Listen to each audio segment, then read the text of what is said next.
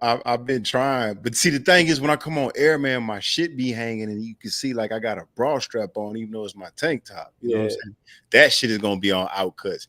You know, before Chuck hit the song, they be recording this shit, so they be hearing this shit. I'll be like, this shit gonna be on outtake. I gotta be quiet, man. Yeah, my fault. Sometimes when I turn it on Facebook, I'll be like, man, I be hearing shit with me and you be going back and forth cold, and then he just did it now. He cut straight to the intro. Shit be funny, man. All right, let's go, man. It's hilarious.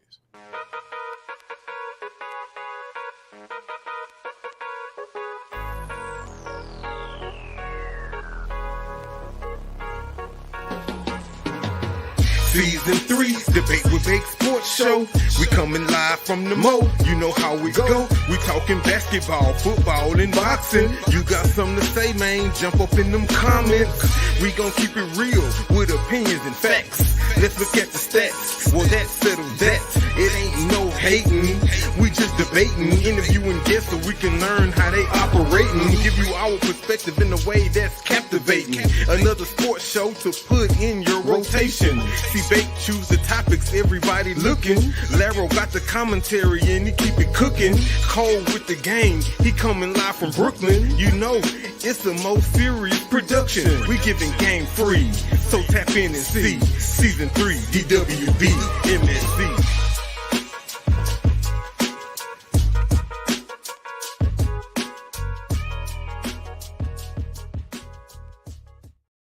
That's right. DWB, that stands for Debate with Bake.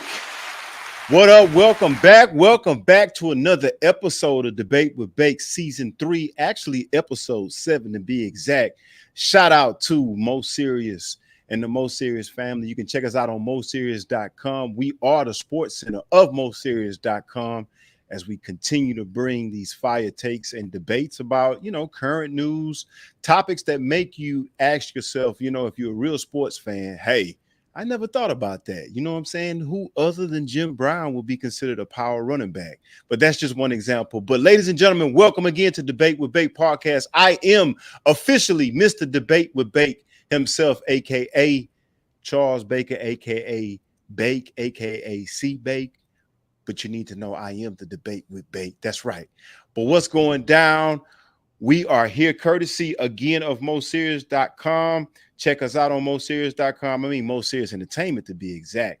But I got to keep screaming that because I want you guys to go check us out. That is the mother station that we operate on here at Debate with Bake podcast. But let's get it going. Episode 7, Season 3. Shout out to my man behind the whole plan, the man behind the master plan. That's Chuck, Mr. CEO himself. Thank him for all his hard work, man. Without Chuck, we wouldn't have this. We wouldn't have DWB. You wouldn't see us on air right now. So shout out to the man of moserious.com, Chuck Charles Lewis, man. Also check us out. You can also check out the other acts on moserious.com, Mo City the podcast, Guns Down, Gloves Up with Johnny Bonda and Dr. Candace Matthews. Those are also my fellow podcast members on moserious.com. Check us out, man. But you tuned in now with Debate with Bake, the sports center of moserious.com. So let's roll in. Let's get the panel in. Let's get my co-host in. Let's get the guys that make Debate with Bake run. And let's start all the way in New York. Let's go out to my man Cole. Cole, what's up? Is that a Knicks hat I see you got on? You should be excited. You should be excited. The Knicks are showing out. What's going on, Cole, man? What has it been like in New York, man? The disappointment of the Jets, the Yankees getting rolled on by the Dodgers, but the Knicks looking good. Talk to us, man. What's going on with you, man? The Knicks looking good. The Yankees, the Yankees pitching around to get to Judge. A lot of people think he's being exposed right now. The Jets is the Jets. The Jets be jetting. The Jets been jetting for like the last 2 decades. Man, it breaks your heart to think that we built such a good project over here with Rodgers and all the rookies we had a couple years ago. But it looked like it's time to clean house. It looked like James Dolan was GM in our team with Isaiah Thomas and Phil Jackson. And it does kind of remind me of that, man. Shout out to the New York Knicks. Check out that podcast. I sent that to you, Cold Shattered, where they talk about that, man. It's like it is dysfunctional. I heard you say this a long time ago, and I'm like, maybe you're right. Like the Jets are cursed, dude. It's like, man, I don't know what's going on. I don't know what's going on. Zach Wilson has a better record than Aaron Rodgers. We could have kept Zach to play like this, you know? Exactly. They got to get it together. But, you know, it is what it is. At least you guys have the advantage of having two teams in New York. So you can always refer back in between the Giants. But good to see you, brother. You looking good, man. We got a lot of good stuff to talk about, especially we can touch a little bit in the Big Apple. But good to see you, man. Let's flip over to the far right of the screen. You know, that's my comic relief with Debate with Bait. You see, you can tell by how he's sitting in the screen, ladies and gentlemen. He's representing H-Town. He got his stuff on. Even though he wasn't able to be in the studio, he's still with me. But to your far right on the screen, you got your boy, Ro, Larry Evans. What's up, Ro? What's going on with you, man? Looking like Channing on the pivot, man. Oh, man, more of the same, man. More of the same, man. Same thing, different day, man. We pulling up on the Monday. That's right. That's right. That's right. Ro got his H-Town stuff on, man. Ro, was you impressed with the win over the Indianapolis Colts that we just had this weekend? Yeah. I was impressed to say. That's all I give. Yeah, I was impressed. Well, I know it looked like by the look on your face and the expression on your face, they had you a little bit on the edge of your seat, and you preferred not to be, right? Dude, and it's like it's reminiscent of the early days with when Deshaun was here, where it's like we proven we got everything we need, we got all the tools we need to just go ahead and show up, and then that injury report just keep rolling, and things just keep rolling the way they do, and Indianapolis be trash, but they gonna get up to play us because we're in the division, and it's just them kind of woes that we as a Houston sports fan have become accustomed to dealing with. But yeah, man, it's highs and it's lows. You got to ride with us for better or worse. It'd be like a terrible marriage. I'll tell you this, bro. At least we're winning. It's a good sign that throughout adversity, when it comes to young teams, the good sign is finding ways to win. We finding ways to win. And the good thing about this part of the NFL season is this. Not a lot of teams have it together, but if we can continue to find ways to win tough games like we swept the Colts, we got a comfortable division lead, and even though we're not playing our best, we're winning. So if we can stay optimistic and if we can start to put things together like we think we should, based on the talent that we have here in Houston, I think we'll be fine. It's always a good sign for a young team to win tough games. So fingers crossed for the gangster in that ACL, man. Yeah. That's unfortunate. We're gonna get to that because that's very, very unfortunate, man. And it's like, man, Dale down, and now Diggs is down. But we'll get to that. Let's get to the current news of the day. And let me tell y'all something. Listen, I picked this story because we've been talking about this a lot, and being that it's the NBA season, it's here. And we'll talk about that today. We'll talk about who impressed you the most in week one in the NBA, because I was very excited about what I saw from the young superstars. But we'll get to that later. But let's talk about this current issue that we've been talking about a lot on DWB throughout the years since we started. But Stephen A. Smith adds this on Kawhi Leonard. Now, for those of you who don't know, Kawhi Leonard is out indefinitely again for the Los Angeles Clippers with knee issues. But Stephen A. Smith adds this comment to Kawhi being out. Stephen A. Smith adds that this on Kawhi Leonard is the worst superstar in the history of the sport. Now, obviously, he's talking about Kawhi not being available, and we've been getting used to that as an NBA audience. It's very, very, very disappointing. I think the games that he has played, the seasons that he has been there the longest, he's been one of the top players in the league. We saw the incredible run that he had in Toronto, which I thought solidified him as a true NBA star because he wasn't in the Popovich system. He did it in Toronto where nobody thought he could do it. But in reference to him being out, Stephen A. Smith adds this comment. And as much as I want to disagree, and I still kind of sort of leaning to the side of disagreeing with Stephen A. Smith, I don't think he's the worst superstar. But I could see why people would agree with this statement. So my question to the audience, and we're going to start with the panel first. We'll start with you, Cole. How do you feel about this statement that Stephen A. Smith said in terms of Kawhi Leonard and his injury status? year after year. How do you feel?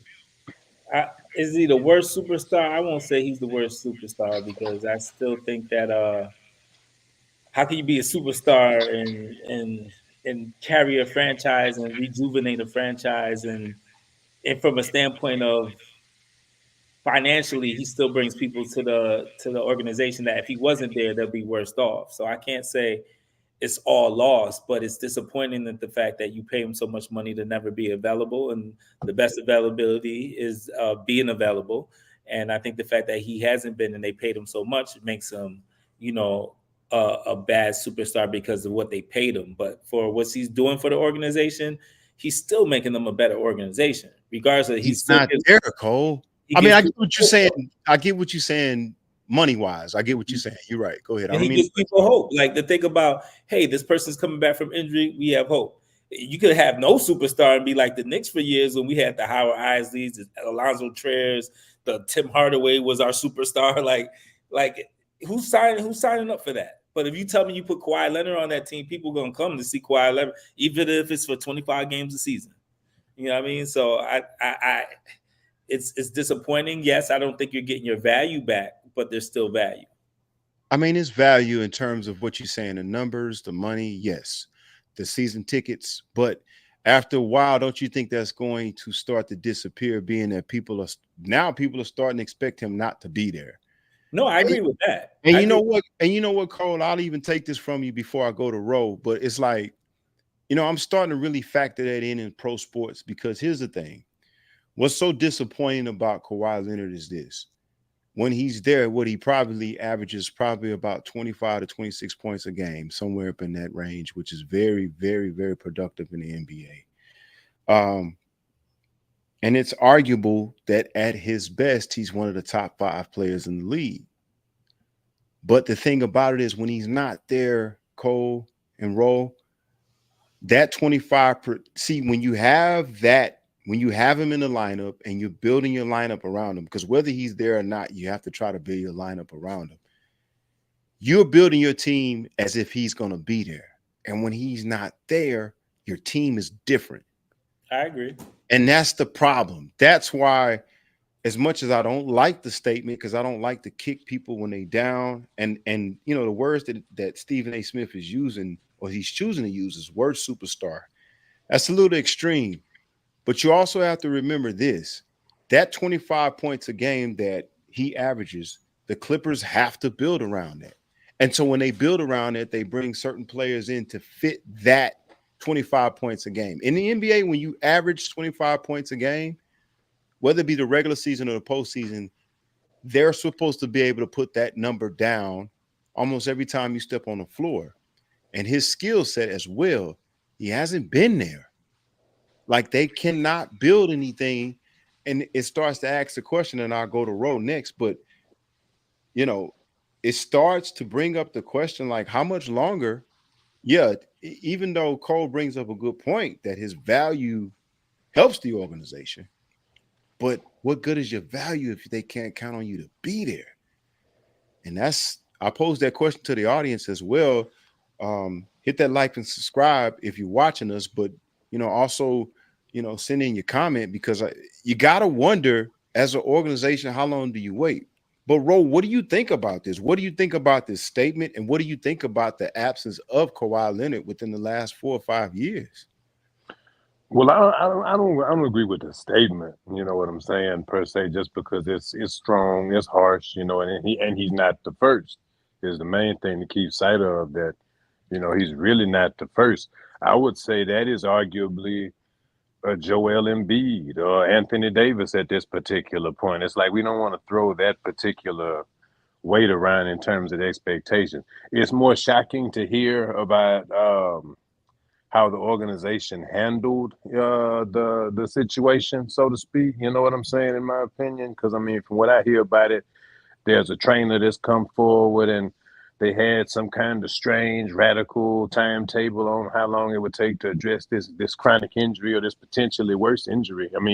Who knows exactly what it is with the industry, because it's getting to be like the Patriots injury report back when Belichick was there. It's like you only get a third of the story either way it goes. So it's like, I don't think he's squarely to blame. nor do I think that it's anything that he's doing per se in terms of like the other guys aren't rehabbing right. Other guys are not taking a rehab seriously. They poorly conditioned. They got other different little hang-ups going on with their particular. And I think that this is an acute condition that he's got going on. And it's unfortunate. It's like Brandon Roy's knees almost. And then to call him the absolute worst, the worst superstar ever, it's like, okay, well, that's a select few people. And then, too, why exactly are you down on him and behind being a superstar? Like, that's debatable. I mean, is he diminished? Yes. Is he battling his way back from injury? Yes. But that's just a really strong statement. And, of course, the Clippers should be second-guessing that being a foundational, a fundamental piece. There's only so many times you're going to be able to be a building block in an organization's success like that anyway. You know what I'm saying? Because I want to ask this question. You brought up a good point when you said, you know, him building a building block. That's what I was trying to point out to Cole. It's like, you know, he's a big part of what they've got going. I think if they're going to make a championship run with him being in the role that they got, I mean, if he's not there, there's no championship run. Like right now, they're not a championship team without him. I don't care how good Harden plays. I don't care how good. Oh, yeah, not even in contention. Not even in contention, bro. So you got to start to ask yourself the question, you know, how long? Because here's the thing. If we take a look, you mentioned Joel Embiid. If we take a look at the Philadelphia 76ers, right? They gave Embiid that money because they have to. That's how good he is. Now, they know he's not going to be there for the whole year, but when he's there, which he's there more than Kawhi Leonard, let's be honest. Mm-hmm. Out of shape or not, he's still one of the best players in the league. That's how good Embiid is. But guess what Philadelphia is doing that I think Los Angeles, in my opinion, is not doing? They brought in Maxey. They brought in a young guy that they say, you know what? We're going to start concentrating on our future. They took PG out there back there. Exactly. And so, you know, look at Philadelphia. Of course, we want Joel here. Of course, we got to pay him because he's one of the best players here, but we're investing in our future. Maxey is there. They're getting behind him. And so that's what I'm saying as far as Los Angeles and the Clippers. It's like, how long do you wait? How long do you wait for Kawhi? How long do you keep planning for him to be there? Because to me, they should be doing what the Sixers are doing. Get in some young talent and get behind that talent. And guess what? If he's there, meaning Kawhi Leonard, great, because that's going to elevate us even more. But if he's not, how long do you wait? Because you also got it, Ro. You also got to say this about that. You brought up the comment. You don't think it's nothing that he's not doing, and you brought up the comparison of Brandon Roy. I get that knees just went out, but some people who, you know, devil's advocate would say, and what I'm starting to believe about injuries, and some people don't believe this, but what I'm starting to believe about injuries is like, let's just look at Embiid. All three of us agree, and Chuck said it too. He agrees too. Embiid stays hurt because he's out of shape. I'm starting to wonder, even if we look at Kawhi Leonard and his body looks tight, and what I mean by this, you got to remember this, as pro athletes get older, I'm not saying he's out of shape like he can't run up the floor. I'm not saying he's out of shape that he's flabby. But what I'm saying is, as he gets older, and Ro, I'm going to bring this up to you, and Chuck, I'm going to bring this up to you. I don't know if you guys remember, as Andre Johnson got older here for the Texans, he kept having hamstring injuries. It wasn't that he wasn't working out. It was that as he got older, he needed to change some things. So he needed to be in shape a different way. I don't think Kawhi Leonard is not working out. His body doesn't look like that to me. He looks well conditioned in terms of he doesn't look flabby. He doesn't look sick. But I'm wondering, when do you start to ask that question? Whatever you're doing, if you're doing the same thing, it's not working. It's not working. Maybe you're lifting too many weights. Maybe you're not doing enough yoga. Maybe it's time as you get older, because what preserved Tim Duncan was he lost 20 pounds as he got older. Maybe he's packing on too much weight. These are all the questions. If I'm the Clippers, I got to know, because guess what? Every year he's hurt. I think he's more hurt than Embiid. You need to invest in the LeBron cryo chamber. You know But the thing about LeBron, that's what I'm saying. The thing about LeBron is this. If you even look at LeBron's body, great point. It's not so much the chamber. As LeBron has gotten older, he's not as quite as muscular as he used to be. And that's because he's invested in his body. As you get older, one of the things that you have to understand is you can't carry the muscle that you carry to continue to perform. I used the example of Andre Johnson, Ro. He kept having soft tissue issues with hamstrings when he got older with the Texans. He had to drop some weight. Yeah, no, it'd be that turf toe. You know what I'm saying? It'd be them kind of issues start coming about. But is that on him or is that on the organization at the end of the day still? Because, I think it's on him. He's responsible for himself. He's got to make that turn. Because what do you organization? But is it that his game has diminished as a result, or just the lack thereof? Because I mean, when he's out there, he's reasonably productive. It doesn't matter at this point. He's not out there. It's not that that's why they're keeping him around. His game hadn't diminished, but what good are you to an organization if you're not out there? It doesn't matter how good you are. We said the same thing about Embiid. When Embiid is on the floor, it's 25 points, whether he's in shape or not. But he's not there. And even what Cole is saying, Cole made a good point about the value that he brings. But guess what? When people start to ticket buyers, organizations that rent out those booths, they just made a brand new arena in Los Angeles.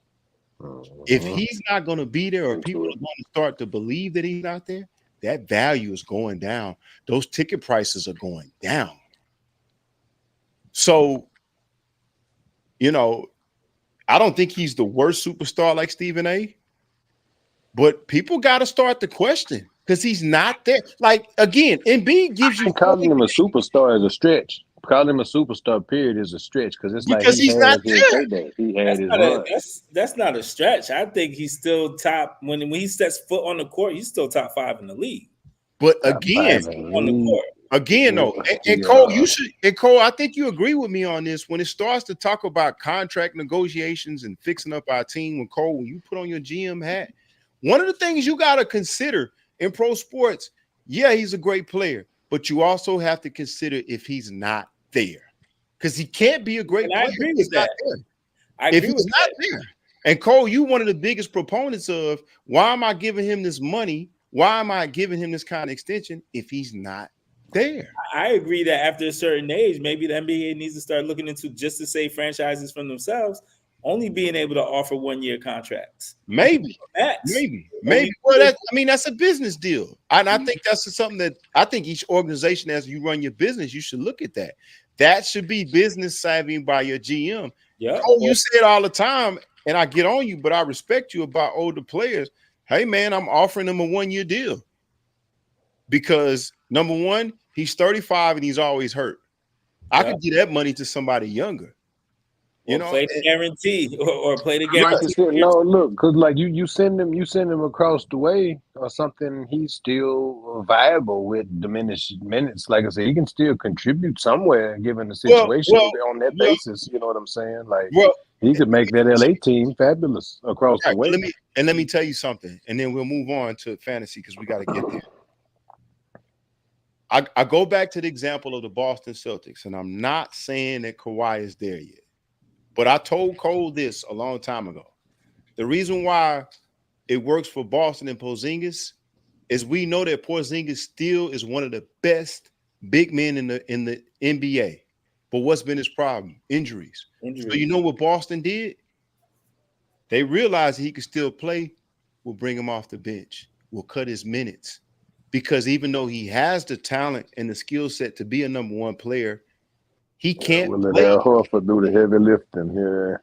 Well, not even what you do with this player is you limit the minutes because you bring them off of the bench and say, if they give us something, which they like Porzingis, I think we all agree can start for anybody in this league. But he has been unable to log the necessary minutes that meet the talent that he has. So you know what Boston does that's smart? Bring him off the bench. Mm-hmm. If he gives us something great, limit his minutes, because Here's the thing. For Porzingis, his career has been saved because versus him being in the Knicks trying to play him 30 minutes a game because that's what his talent has awarded him, that playing time. What Boston says is, let's get 15 great minutes out of him, and he'll be there at the end. Kawhi Leonard can still play, but the Clippers are going to have to think about if we're going to keep him around. He's still a high talent, high motor. We need to cut his minutes down because he's just shown you over the years that he's not going to be there. I said the same thing. I think the Rockets beat Golden State with Chris Paul if we cut his minutes down. But unfortunately, he was playing at a high level, so we got to play him. Right, we got to play him. But you have to start looking. That's why Boston is a championship organization. Somebody in their organization realized that Porzingis is still up there with the Karl Anthony Towns, with the Anthony Davis, but he can't log the minutes because of his injury history. So guess what?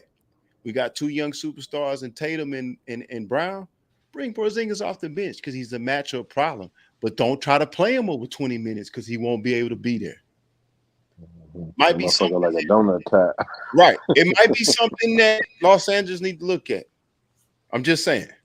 Because he's not there. And I think he's showing everybody that he can't play a full NBA season at the talent level, the minutes that he should be getting, which is 30 plus a game. I think he's showing us that. But we spent too much time, and we can spend a lot of time on that topic. Hit that like and subscribe if you like this conversation. Let's get to the fantasy picks. Chuck, take us away for Monday Night Football. And we have an NBA West Coast game tonight.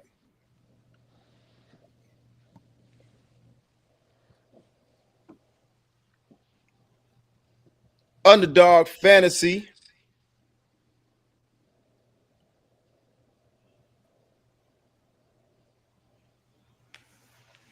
Yo, all right, so dig this. We'll do 2 picks for Monday Night Football, and then we'll do 2 picks for on Lakers versus Phoenix. So y'all think about AD, y'all think about KD, right? So let's start with the football though. Russell Wilson. Do y'all think he's gonna be higher than 171 passing yards? Wait a minute, this Pittsburgh? I think so. Yeah, I think so. It's the Giants. I think so. That's easy. I like that. Wait. Say that again. You think Russell Wilson is going to have higher than 171 passing yards? I think so. Man, I like that a lot. Man. He should. Now listen. We gamble. Listen, you two. Listen to me. He should get that. But do we have enough evidence to show that he's going to get that this year? I think so. Stop thinking about. I think so. Bro, don't get caught up in New York. He got a performance. He got a good performance under He got one performance this year. Do we think he can guarantee that he can do something like 171 yards this year? $2. Yeah, I don't think the Giants defense ain't that good. Right? Yeah, I think against the Giants, he's gonna get. He does $2. He does $2 easy with. It sounds like a majority rule. I'm just gonna ask you this: is there a safer stat than that? I'm just asking whether or not we do it or not. Yeah, let me hit a touchdown. Do you think you're gonna have more than 2 touchdowns passes? More than two touchdowns? See, I would say no. That's not safe. I would say no, because they might run a couple with Najee. That's not safer. But hey, look, I want to go with the yards. Let's go with the yards. The Giants are 3 and out a lot of times, so he's gonna get his opportunities. That offense. All right, Cole. So talk to me about Malik Neighbors. He's gonna get a touchdown today. So is it safe for New York to say with Daniel Jones at quarterback, we'll throw a touchdown to Malik Neighbors? Yeah, because I'm hoping so. I got the bum in fantasy, but you hoping that? Yeah, because Daniel Jones was looking like Baker Mayfield last week. Yeah, we ain't gonna get on that without them superstar receivers, like I said. But let's stay on the underdog fantasy. Yeah, because Daniel Jones is out there looking like Baker with the Browns. Y'all sure y'all want to throw a touchdown to Neighbors with a stout Pittsburgh defense? I got to start being the devil's advocate on this. I got to start being the devil's advocate on these fantasy picks. Because, again, Daniel Jones out there looking like Baker Mayfield in his second year with the Cleveland Browns. We really want to give him a touchdown against a stout Pittsburgh defense. We really want to do that. So speaking of that, neighbors that cold though. Neighbors that what's cold. the bet on Daniel Jones? Would you bet that he's gonna throw a pick? Of course. That's easy. I like that. Yeah. I gotta too. start being the devil's advocate around here. Yeah, I'm definitely with that. I like that. Because he was looking like Baker with the Browns. And I noticed that Cole is very quiet when I'm talking about Baker. Didn't I tell y'all without them Hall of Fame receivers that he's gonna look average? But I'm not gonna talk about it. I ain't gonna talk about it because he's very quiet over there. Yeah, he's very quiet. He might even went on mute. Yeah. All right, let's jump over to basketball. Let's talk AD for a minute. Yeah, let's talk. Cole, you still with us? I'm here. Okay. All right. I'll just make it sure. You know, it got very quiet over here. Let's talk about the Lakers. You think AD gonna have more than 27 points? Yep. Is there any safer Phoenix? Is there any safer stat? Because that one don't feel he been on a tear, and I got a shout out him. That's against Phoenix, yo. And they already played Phoenix, right? And they got no one to guard them either. Yeah, they beat Phoenix earlier. Is there still a safer stat there? Because 27 points, that dude is very capable of doing that, but he is also very capable of looking like he doesn't want to be there. 13 rebounds. I think 27 points is safer than 13. Ro, what you think on AD? 27 points and 13 rebounds. I like 27 points. All right, majority rule. I like 27 points. I like that for AD. I mean, he's been on a tear. Y'all telling the truth on that. It's just he just be Casper the Friendly Ghost sometimes. But nah, who's his matchup? Like Nurkic? Like he's straight. I mean, the good thing is they did play Phoenix, and he has been playing well already this year. So y'all think KD, Kevin Durant, good for 25? That's the one that's kind of sketchy because I feel like him, Kevin Booker, and Beal be taking turns off, gonna have the night off. What's the safer pick? He's automatic. He'll give Rui 25. What you say, 25? Yeah, I think KD gonna make at least 3 3-pointers. Now I'm good with that. So we go with Baker's 3 3-pointers. I mean, is that not easier than him getting 27 points, like you said, with Booker? I think if he's hitting 3 3-pointers, he's gonna get to 24 points. That's not 27 though. No, it's 24. That's what he was asking. He said 27. That was actually 25 points. 25 points. 25. Well, either way it go. If y'all want to do the points or threes, you think KD gonna get 6 rebounds? What's the one with the combo? Do they have the combo? I'm not. They have the combo where he gets like 30 points. This is coming from a guy that gets 35 points, 2 rebounds. So yeah, he got a 31-point combo with points and rebounds. And what's the one with points, rebound, and assists?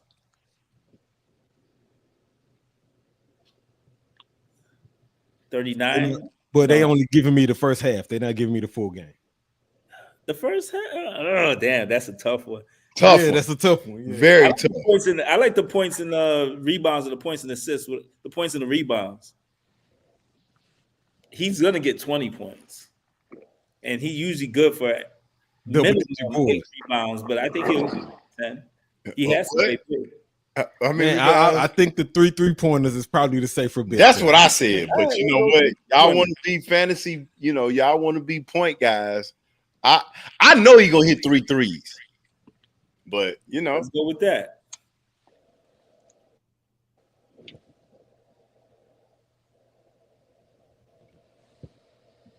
All right, shout out to Underdog Fantasy, man. Bits in. We just bet $5. No money today. Yeah, because I got to start being the devil. We bet 5, we'll win 56.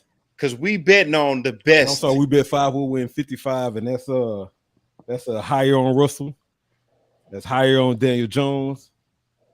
It's higher on AD, and we're higher on KD. So we up on everybody. Yeah, because somebody got to play devil's advocate. Like, I understand how we gamble. Like, Kevin Durant should get 25 points tonight. But whether or not he does, I think we should be safe with 3 threes on an off night for Kevin Durant is very doable. But, we always betting on what we think they should be. All right, let's get to the National Football League. I'm not good at gambling anyway. All right. Yesterday was National Tight Ends Day. I got a true or false question. Is Travis Kelce the greatest receiving tight end of all time? No. Let's start with you, Ro. No. He's Okay. good. No. He ain't the best by far. I said receiving. I ain't say best. I said catching. So if you saying he not, you got to give me who's better. I give you one quick. Jimmy Graham was better than he was. Receiving as a receiving tight end, just with receiving skills, receiving tight end. Jimmy Graham got that boy. If you're talking about the skills, it's been a lot of great ones. I mean, you can kind of split hairs and find them that do both well. It's a lot of receiving tight end got good ass hands. Okay, too, so you said Jimmy Graham. I don't know if I agree with that, but that's close. Cole, you could do a Frank Whitecheck, Algie Crumpler. Come on, bro. Come on, man. Algie Crumpler. Come on, man. Come on. I mean, think about it. Shannon was nice. Okay, Shannon is comparable, but not Algie Crumpler and Frank Whitecheck. You playing Tony G? You got Antonio Gates. I'm telling you that Jeremy Shockey was nasty. Like the Giants on night. Jeremy Shockey was nasty once upon a time. Y'all remember Mark Bavaro and Jeremy Shockey and those boys? Yeah, man. It's been Gronk. Is Gronk a better receiving tight end than Travis Kelce? Yes. No. Yes. Well, statistically though, but I'm just saying like the volume, like was he catching that many in that New England system? Possibly. I mean, the argument can be made. They are very similar if Gronk is not in better. New England and in Tampa. I'll give you three that are better, hands down. Go ahead. Gonzalez, Shannon Sharp, and Gates. Antonio Gates and Shannon Sharp. You could even be a bum and throw like a Jason Witten or somebody out there tell you the honest truth. It's like they put up numbers for like Jay Novacek. It's Cowboys. I'm telling that tight end position is celebrated, man. It's been some nice ones. So it was so wait.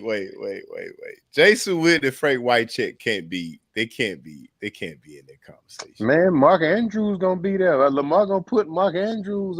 Like I said, think about how nice he makes Mark Andrews look out there. Mark Andrews.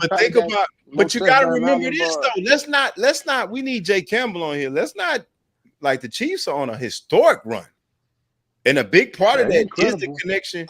Because they just getting going. I've been watching him all year. I got him in fantasy. This has been the first game he put up. But Ro, I'm asking you. I'm not just talking about this year. I'm asking you to look at the total body of his work in Kansas City. Like, because the thing is, they can't. Wait. Here's the argument for him. They've been to 3 Super Bowls.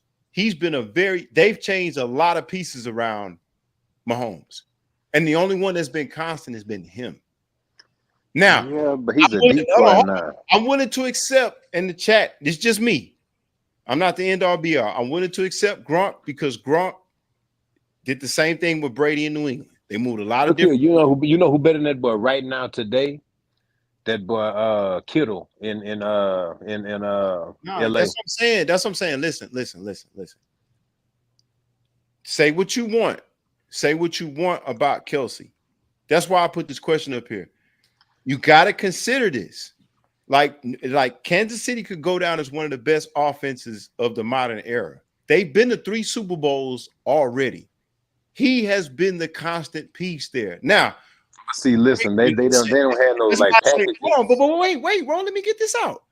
Gronk is comparable because of, again, much like Kelce, he has been the number 1 receiver in New England in terms of longevity. They've had different pieces. And when he went down to Tampa Bay, he was the number 1 receiver or one of the best receivers in Tampa Bay. So that's a comparable argument. But even with Gates and Kittle, when you say their impact, they changed the position. Like, I mean, they've changed. Like Kansas City didn't have a special package. I'm just saying, consider each one of those guys. They are comparable, but consider you got to look at. Don't just look at the highlights. And maybe I should have framed the question better. Dallas Clark, but you got to look at the influence and the influence of that role. One thing that Travis Kelce can say that a lot of them got that don't have. I mean, what he has that a lot of them don't have is he has 2 rings, and he's been an integral part of that. But integral part is debatable. That's been Pat Mahomes' show, period. He's proven that you can put any piece around him. He luckily hadn't been blocked or hasn't been sidelined. You can't argue that he is not the greatest ever. That's giving him way too much credit. You can't argue that point when he been the one consistent piece with Mahomes there. Like Mahomes ain't won without Kelce. Mahomes is won without Tyreek Hill. He's won without a lot of people, but he ain't won without Kelce. No, he ain't won without Andy Reid either. No, but Andy Reid not playing though, bro. We talking about who playing. But it'd be different if that was his number 1 target and he was linking up with that boy. That is his number 1 target. No, it's not. But look at the numbers. Pat Mahomes link up with everybody on the field. Like Pat Mahomes is known for getting the ball everywhere. That's why it was such a good fit for the Hopkins. Pat get the ball everywhere. He don't force feed Kelce. Kelce easy to stop. He's not like he's stretching the field. He's not a particularly fast tight end. He doesn't break a whole lot of tackles and get a lot of yak yards now. I mean, he's just not. The impact is not the same. I've been watching these boys close. You know what I'm saying, I'm not saying he's not one of the great ones, but I mean the best receiving tight end ever. Absolutely not. That's just not the case. The numbers aren't there to support it. Yeah, they've won. I mean, that's a situational thing. If he had come along 10 years ago when Gates and the rest of them boys wasting their time in LA for them Chargers and shit like that, his numbers might not have jumped off the page at you like that. Tony G, period. You know what I'm saying? That's just career, period. That's a great example of a great receiving tight end. I mean, quite possibly the best. That's why I threw Jimmy Graham out there so closely, because he made you pose the question, okay, is this nigga he's a little skinny for a tight end. He a little more receiverish. Like I said, that nigga might be the greatest receiving tight end there ever was. He damn near receiver, on the strength of that. But it's like, because it has so many layers and so many things, you got to block, you got to stay behind no assignments, you got to know how to leak out this, that, and other, run out in the flat, and had good hands, and make the occasional play. Because see, if he made more athletic plays and was hurtling more niggas and doing shit like that, you know what I'm saying, where it was just that easy to say it like that, because he had led the like you making in faces, but my nigga ain't led the league in nothing. He ain't led the league in no receptions. I don't know, man. It's just not there. The evidence not there. It's all Pat. Pat can win with a ringtail monkey. I will say he had his seasons of being the best tight end in the league. I won't deny that. Yeah, I think but it ain't many. It's maybe 2 or 3 other years that they won it. I will say that's my point. They been to 3 Super Bowls. They won 2. He was the number 1 receiver. Nah, he wasn't. Like, come on, he wasn't. Nah, he wasn't. You said it first. Tyreek Hill was the number 1 receiver. Let me get in. Let me say something. Let me just say something. If he wasn't the best receiver on those teams for those 3 years, not just 1 year, because you're gonna throw Tyreek Hill in there, then why haven't they got rid of him? If he wasn't the number 1 receiver in that run, I'm confused. If he was paying him, they paying him. Bro, you long-winded. Bro. Oh my God. All right. He's a good look now. All right. We're just gonna call it subjective. You don't like him. I'm talking about his impact. Yeah, I'm a Chief fan. His impact is impeccable. But you know what? He's a lot better as a decoy right now. They got his name not Stover. I forget who the other tight end knows. Right now, I'm asking you, within the 3 Super Bowls, you said he wasn't the number 1 receiver in that run. And I'm telling you, if he wasn't, who was? Answer my question. Who was the number 1 receiver? In the last one, who was it? It was the Rashee Rice kid. The year before that, it was somebody else. He has number 1 receiver. He has lots of weapons. I don't see what's controversial about it. I'm telling you the honest to goodness truth. He's just not the top target. Okay. Like if you look at if you look at it, it's like if you look at his receptions, like I can't get him to slow down. I'm telling you, look, it's like if you look at the receptions. I can't get the AD. Go ahead, man. Go ahead. We can't ask a question because you keep being long-winded. All I'm saying is this: you ain't answering my question yet. If he's not the number 1 receiver on that team, why is him and Pat Mahomes the only one still there from all the Super Bowl teams? Why is he still there? That's GM behavior. Once you win it, you tinker with other things. We experienced that firsthand out here. They people bring back a different team every year. It's not like they got And to they have him. kept He wants to exactly my stay. point, and they kept him. Listen, look at the contract. Is he the highest paid tight end in the league? What does that have to do with what I'm asking? I'm not asking about the money. I'm asking how good he is. He's simply not the number one receiver or receiving tight end. He's number one receiving tight end on that team. You're right. That's how they go. Get my point. That's what I've been trying to get you to say. You've been long-winded. He's the number one receiving tight end on that team.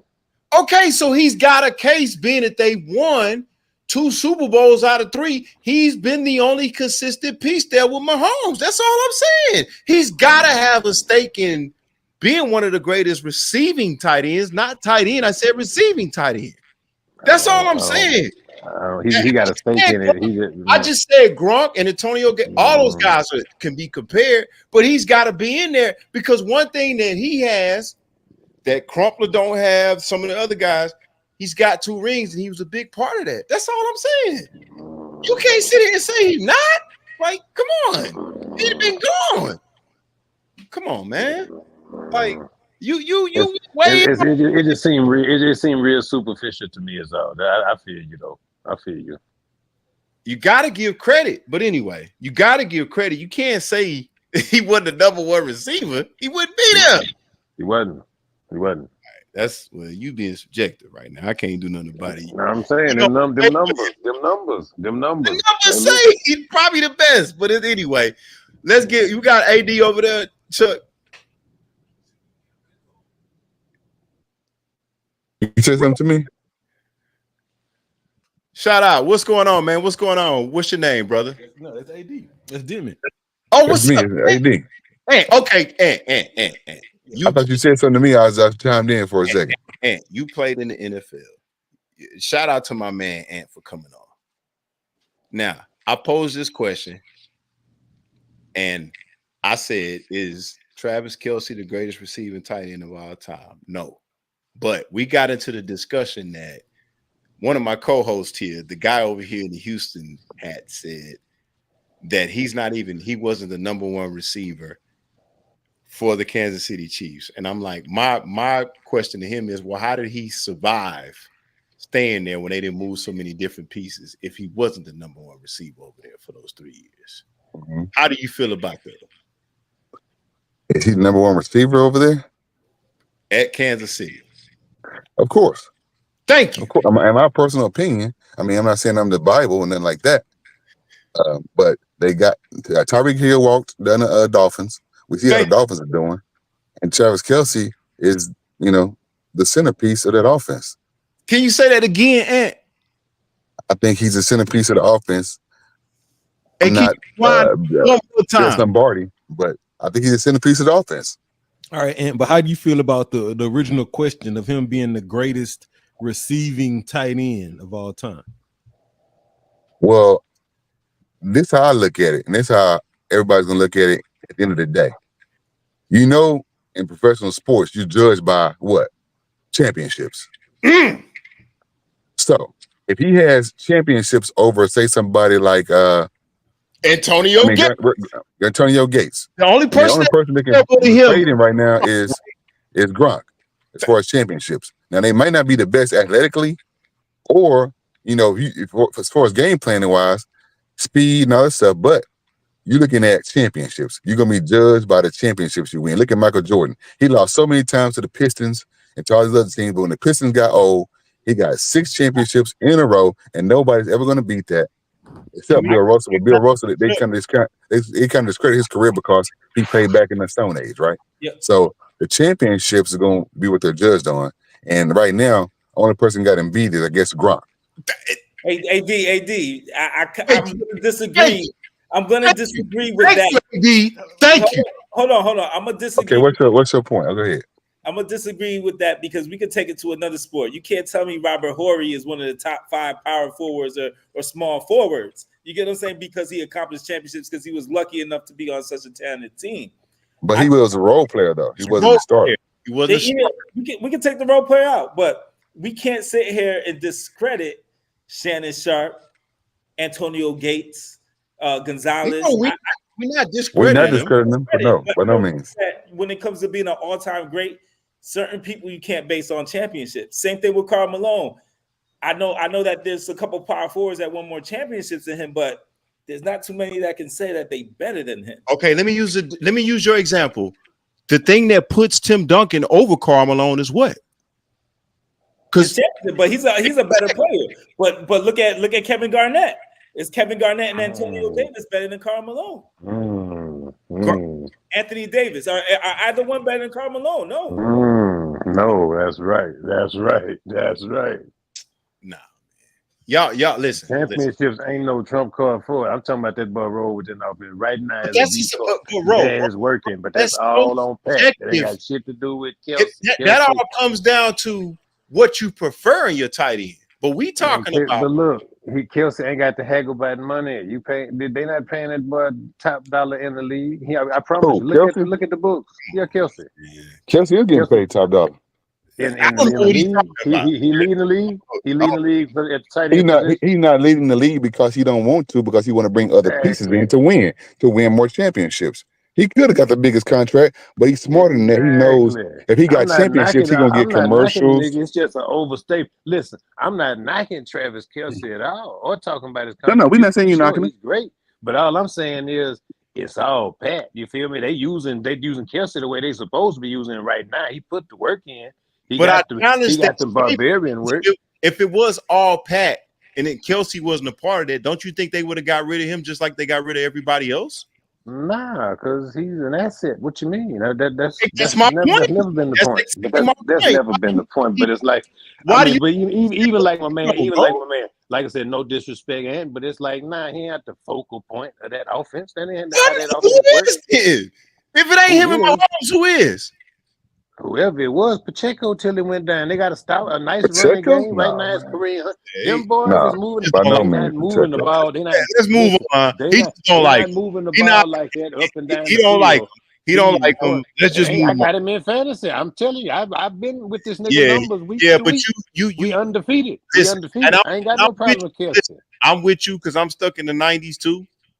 But you stuck in the 90s. Yeah, that nigga ain't leading the squad in receptions. That's just how they go.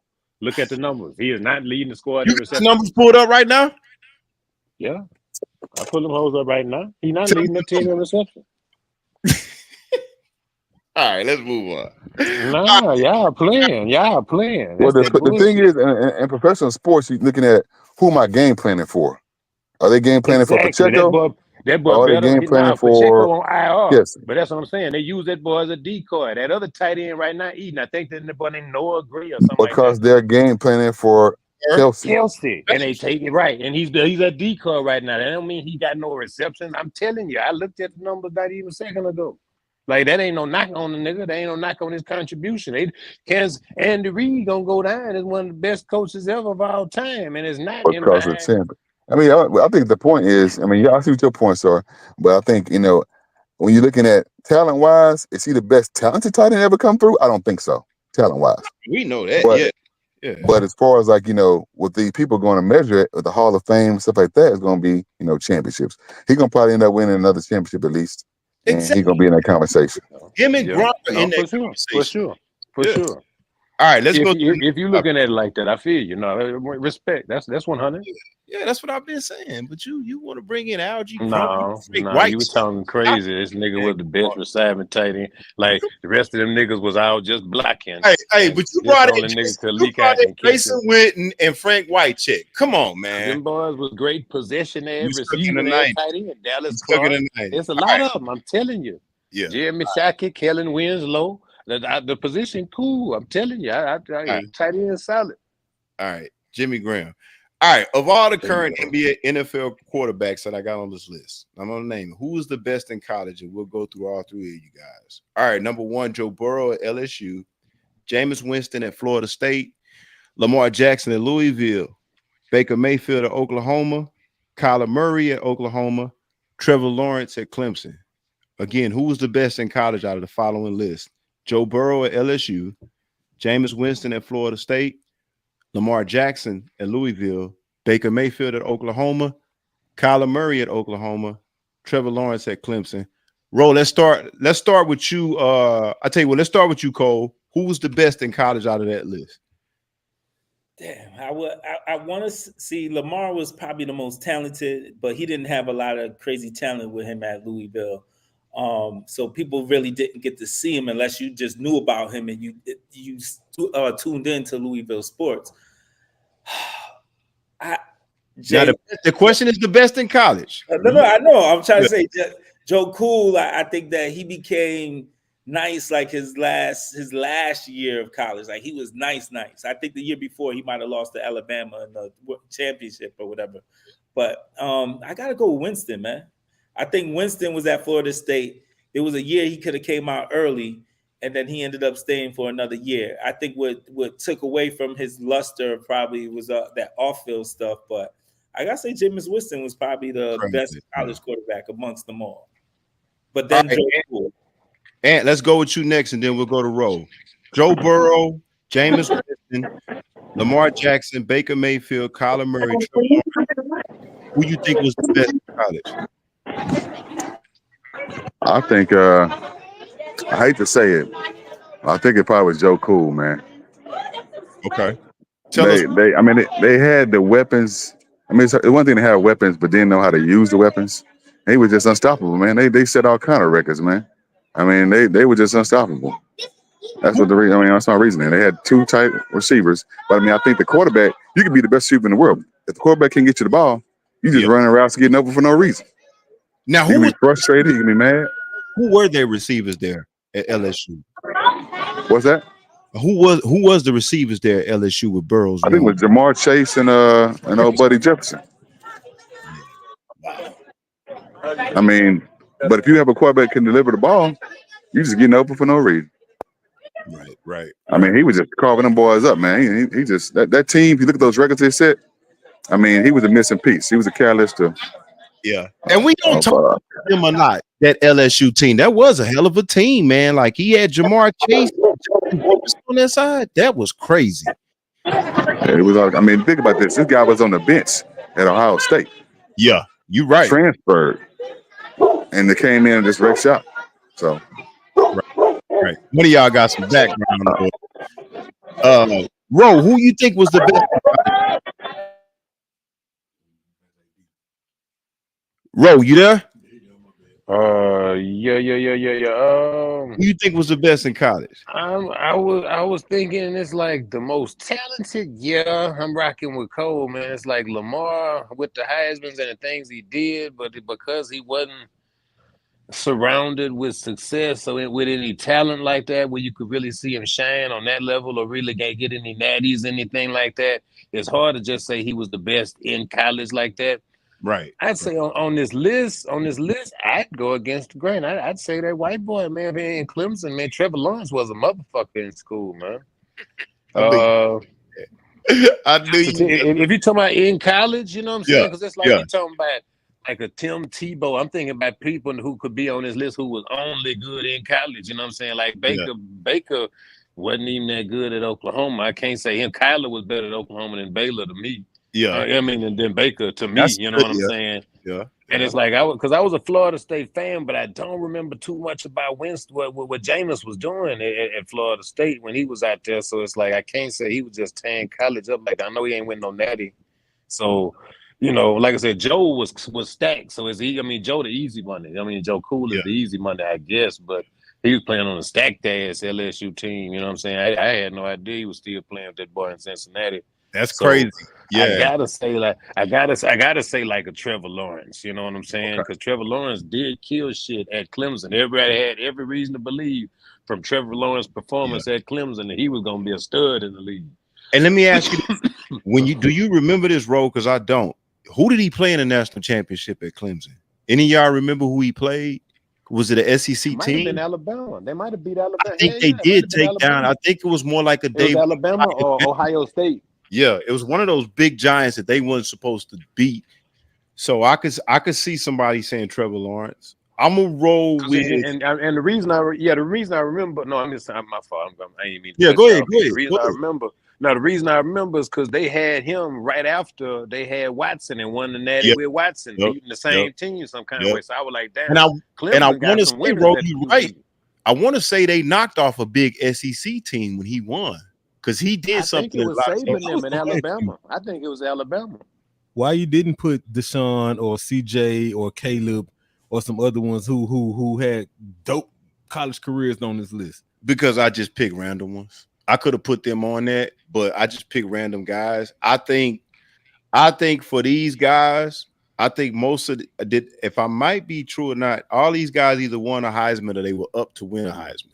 So that's why I kind of valued this list on that. But I mean, yeah, we could definitely put those other guys on there. But just for the sake of Heisman talk, I put these guys on there. But I want to say you're right, Ro. I want to say they took down a giant in the SEC, and I think that's what gave Trevor a lot of clout when he got to the NFL. I'm gonna roll with. I was stuck in between Jameis and Joe Burrow, just because Jameis Winston, to me, I had so much promise for him in the NFL. I thought he was unbelievable at Florida State. And then for Joe Burrow, what I remember the performances that he had at LSU, the way he got the ball out to those receivers, like Ant said, it's out of those two for me. If I had to lean, I would probably lean towards Winston because he didn't have what Burrow had. At the same time, I think Burrow had one of the best performances other than VY in their championship. Like, I've never seen anything like VY's performance against that USC team back in the 2000s when we did it against with Cushion and Lyman and all them. But I'm gonna roll with Burrow or Winston. I can't really pick out of those two. Go with the chicken legs, man. Go with the turkey leg. Go with Winston. What he got caught up stealing some crab legs? Crab legs. Like Crab legs, whatever it was, man. Yeah. All right. True or false? Well, let me ask you this right now. Who do y'all think in the current NFL right now, who is the worst team in the NFL right now as we speak today? And let's start with you, Ant. Who do you think is the worst team right now in the NFL? The worst? I mean, I look at the worst by, like, what kind of team you have. So this team has an embarrassment of riches and underperforms every single time. They paid two top guys all this money, and now it's looking funny. I think it's them Dallas Cowboys. I know Ro loved that. Oh, boy. Because I grew up a Cowboy, watching the Cowboys, and they can't get right for a long time. They might as well be on that movie life. Just can't get right, man. Now, you basing that off of what you see as far as talent or expectations, or you truly think they the worst team in the NFL? If you have a loaded team like they have and you can't get it done, that's the worst team. Now, if you have a terrible team, you can't get it done, nobody expects anything from you. But the expectation is for them to get it done. They have a loaded team. I mean, the offensive defense, I mean, they should be getting it done. They just not making it happen. So I think they probably have to wait till Jerry Jones either say, I can't do it no more. You get a real coach in there, because only Jerry Jones wants a coach he can control. He's not going to get a real strong coach in there. So he's basically pulling the strings behind the scenes. Everybody knows that. I mean, nothing new. But I think the Dallas Cowboys, as far as like what you have and what you're producing, you're probably the worst team to me. Not worse as far as record, but like, man, you should be a contender right now, but you're not. Mm-hmm. Cole, who do you think is the worst team in the NFL right now? I think it has to be the Panthers. And I say because when I think of the worst team, I think it's a team not only devoid of winning and devoid of a culture, but I also think it's a team that's devoid of talent that looks like they may not even be able to trade any assets to gain more talent. And when I look at the Panthers, I don't see too many players on their roster that's tradable that's going to bring you back a first-round pick, second-round pick, and so forth. So I definitely got to go with Panthers is probably the worst situation, because we don't even know who their quarterback is. You don't know what type of direction they want to go. You don't know if they want to run the ball, pass the ball. You just don't know. I think the teams like the Jets, who suck, and which is my team, but at least you have talent like Sauce or Brees or Quinnen Williams or even Devontae and Wilson that you can trade and get number one picks and start rebuilding your culture. Same thing with Dallas. You got Lamb, you got Parsons, you got Ferguson, you got a couple of players that you can trade and rebuild your culture, or it just takes a couple of good moves here or there, and you could be right back on top. A horrible team like Panthers, you could make multiple moves, but I still think they'll be in the lottery again next year. Not the lottery, but top of the draft. I don't think they'll make the playoffs. I don't think that's in the horizon for them. Ro, what you think? Who do you think is your worst team in the NFL so far? Yeah, it's debatable. Yeah, taking them off the table. I was going to really rock the boat and highlight them Jets right quick, but that was it's easy to pick on them. But I reserve judgment. They got another week or so before I give them final judgment. But I think the team I'm most the most disciplined. Shit, it's still arguable, man. I mean, I'm gonna go ahead and stick around in the state of Florida, man. Them Jacksonville Jaguars is ass out horrible, and what's the other team that is horrible? Not Tampa, and they getting there, but Miami. Yeah, them Dolphins. Tua just came back. Still, they still couldn't do nothing even with Tua out there. He first came back, so. Arguably, yeah, they both dead in the water. Carolina's definitely the easy money. I could definitely agree with Cole there. But I think as far as the expectations before the season, because, I mean, they were banking everything on Young, I suppose. I mean, picking on Carolina, so, that's cool, whatever. But I think Jacksonville by far had greater expectations with this. Them continually billing Trevor Lawrence again, you know what I'm saying, as the new Messiah and this, that, and the other. And Ro, we got to talk about that because he doesn't get the criticism I think he should. Oh yeah, he's quiet. He's been under the radar, and they've been quietly playing. Right, I think he deserves a lot more criticism. If Cole could talk about Deshaun Watson, we should be able to talk about Trevor Lawrence. Yeah. Go ahead. Now, my boy Jay say Tennessee too. Tennessee. Really, really, really disappointing right now because they was building Levis up to be really that deal and putting him on cereal boxes and sending him places in fantasy draft when he knew he wasn't shit. You know what I'm saying? That shit terrible. So it's like, Tennessee got a lot of soul searching to do too. Because the thing about it, they sent away Derrick Henry like they had a plan. They signed Tony Pollard like when man say shit, that's a dumpster fire. You don't want to get none of that shit from Dallas. So I mean, I don't know, man. You know what I'm saying? It's a lot. It's disappointment to go around this month. Yeah, it is. Honest truth. But I would say between, and it's funny, nobody has mentioned this, and I think a lot of y'all, I like your answers because, like Ant said, like Ro kind of alluded to, you guys based your answers on expectations. I think. For me, it's either the Titans, and nobody's talking about the AFC West. But I think the Chargers have got to be in that conversation. I think the Chargers have. I think my man is over there that came from Michigan, right? They had a lot of high expectations for him. Yeah, how about that? Harbaugh. And then I think I'm big on Justin Herbert, and I just think that as an organization, and I guess I'm gonna have to start putting some blame on Herbert too. I just think they've underachieved. And here's the funny part. I thought about this. Somebody said this, whether it was on this podcast or somewhere else. But isn't Khalil Mack over there? Yes. What happened to him? What's going on with him? Away, bro. Isn't one of the Bosa kids over there still? Yes. The other brother over there? Yes. Yeah. I mean, Herbert's over there. I mean, what's going on with the Chargers? I guess they just the stepchild. I guess they kind of look at them like the stepchild of LA.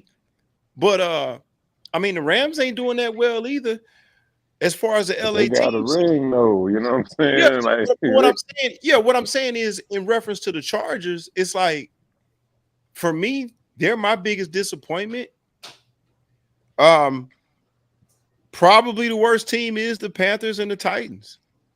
Just based off of if you can build something like, I still think the Chargers have players like Cole say. I still think Dallas has players like Ant say, but probably Tennessee, man, and Carolina.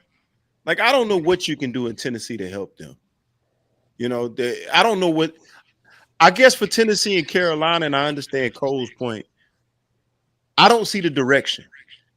I don't see them getting behind somebody. I don't see them. We got a young stud at this position. We got a great young stud. I don't see nothing that each team is doing.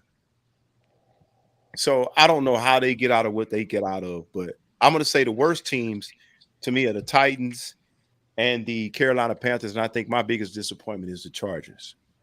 I really think that. All right. Let's go around the panel. Who impressed you this week in the NFL? Let's start with you, Cole. I want to say it was Cleveland. I think Cleveland, getting a new quarterback to revitalize them, because after, Watson's injury and disappointing signing, I definitely got to say it's definitely Cleveland, I think, with the biggest surprise for me of this weekend. And the tight ends, those are the two biggest surprises for me. And what you got? Who do you think is the biggest surprise for you this week in the NFL if you kept up with it? To be candid, I didn't watch the NFL this weekend. I was doing flag football with my son. So I don't even know, man. I don't know. Who? Is there anybody in the season that surprised you in the NFL that you didn't see coming? Anybody that's in a position where you like, man, I didn't think they were that good? Well, I didn't think. Oh, I tell you what. The first couple games with the Ravens, the way it's coming together with them, I mean, they seem like they're unstoppable. So that's kind of surprising, because I'm thinking it's going to take a little while for it to click. I don't know you don't know me. How we going to use this guy? I mean, they figured it out pretty quickly. I mean, they look like they're unstoppable right now. Right. I mean, Derrick Henry, he's got like, what's he averaging? Some kind of crazy numbers. I know those numbers are real quick, but I mean, it's out of control right now. But yeah. Yeah, I mean, for them to both be able to do that, him and Lamar, is pretty impressive. Ro, who impressed you this week in the NFL?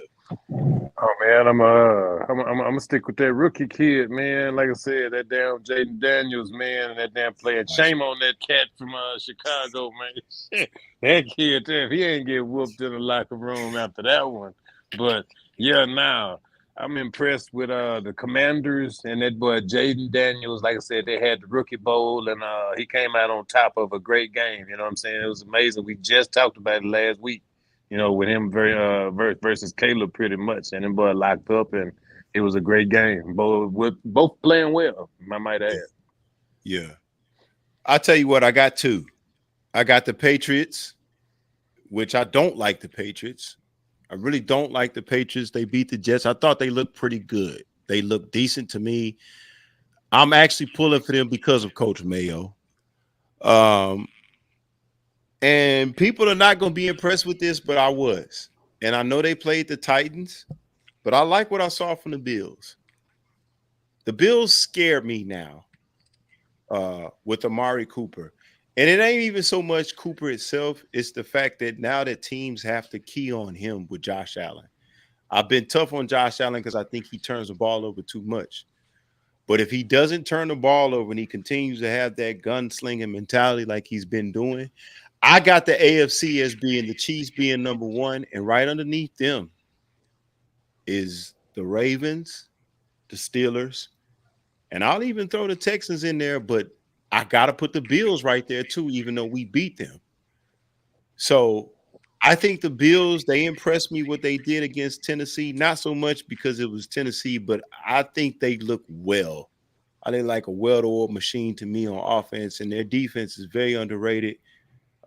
With some of those veteran guys like Von Miller, Ed Oliver, but I'm going to say the Bills look good to me. They impressed me. Of course, Washington impressed me. I knew this kid was going to be good, this quarterback, but I didn't know he was going to be this good this early. I still want to wait a little while, because he ain't necessarily had a bad game yet. I want to see how he responds to adversity. But so far, so good. What I see in that team is they believe in what he's doing and what they got going on, as far as I think Dan Quinn is the head coach over there. So shout out to them, man. And they kind of replaced Minnesota for me, because Minnesota is coming back down to earth. But shout out to the Commanders. But I'm gonna roll with the Bills this week. I'm impressed with what I saw from Josh Allen in an offense.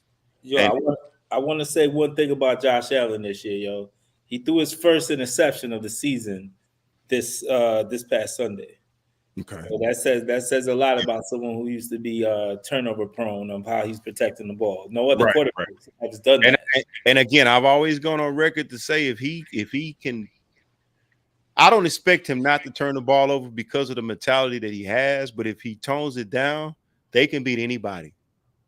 I'll go on record and say they can beat anybody. Even the Chiefs, as crazy as people think I sound, I think they're always 1 or 2 plays away from beating the Chiefs, but they still got to do it, just like Buffalo. But shout out to the Buffalo Bills. They might be on to something. All right, Chuck, you want to take a commercial break, get with our sponsors, or you want to roll right into the association? No, let's go into ad. But before we leave the NFL, let me ask y'all this, because I was thinking about this earlier.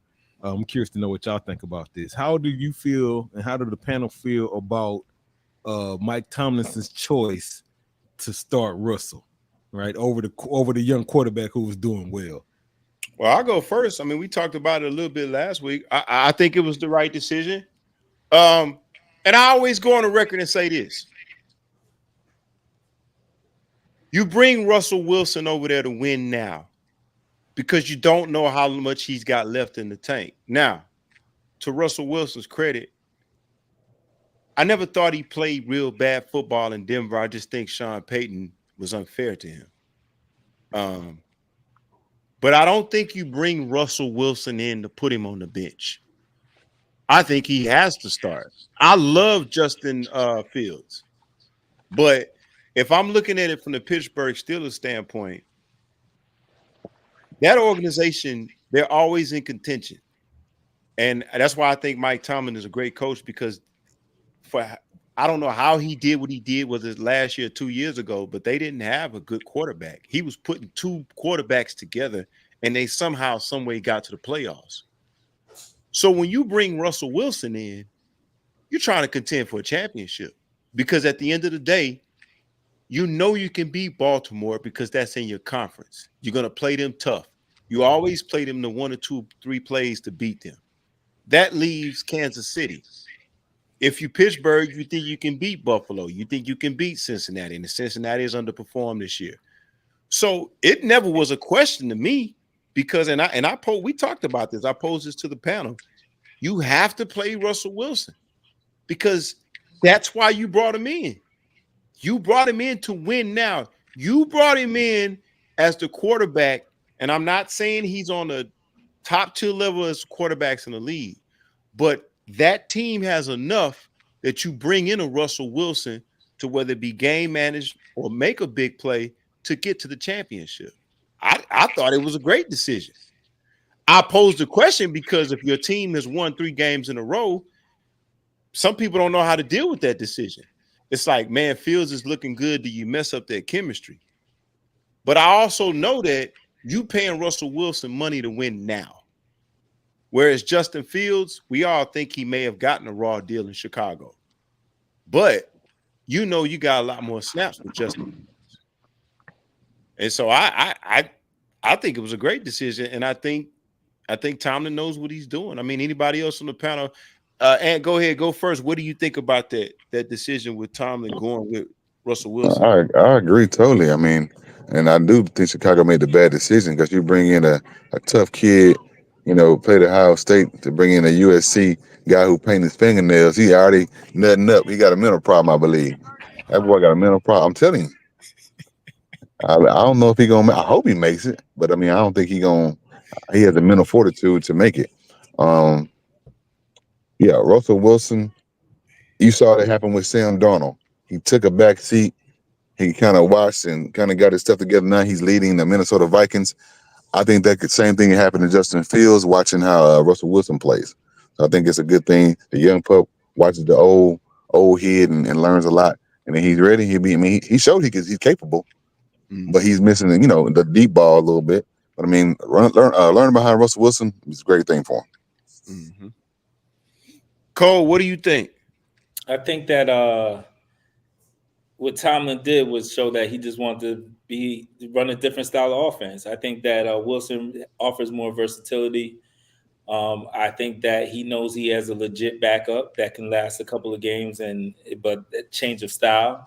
But you can't say it was a bad decision unless they lose 2 of the next 3 games. But right now it's a great decision because they won. They put up the offense, probably put up the most points since, the most passing yards since, and it opened up the offense a little bit more. But give me a couple more games to make a final assessment. If Wilson starts playing horrible and they lose 3 in a row, then I'm going to say it's a bad move. So you elect to give it more time.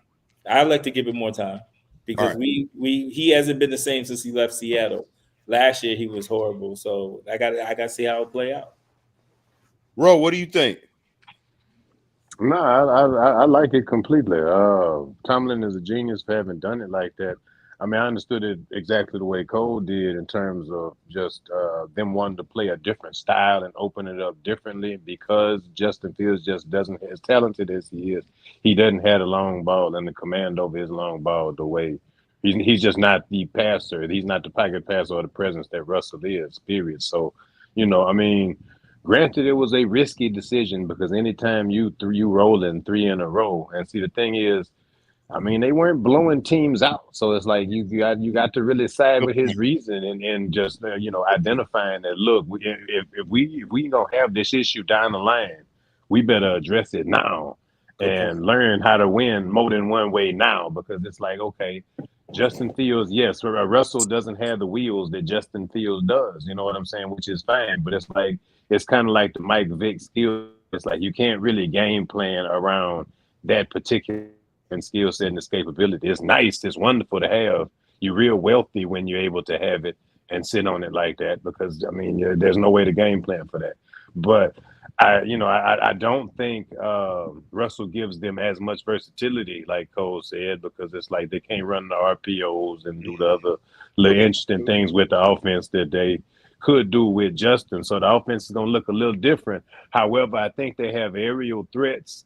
Like it's a kid named Pickens or something on the outside. There's a nice big target receiver. So they have they can open the field and open the playbook up a little bit better with Russell, which has been the benefit. So I like it, period. And Fields has responded to it very well.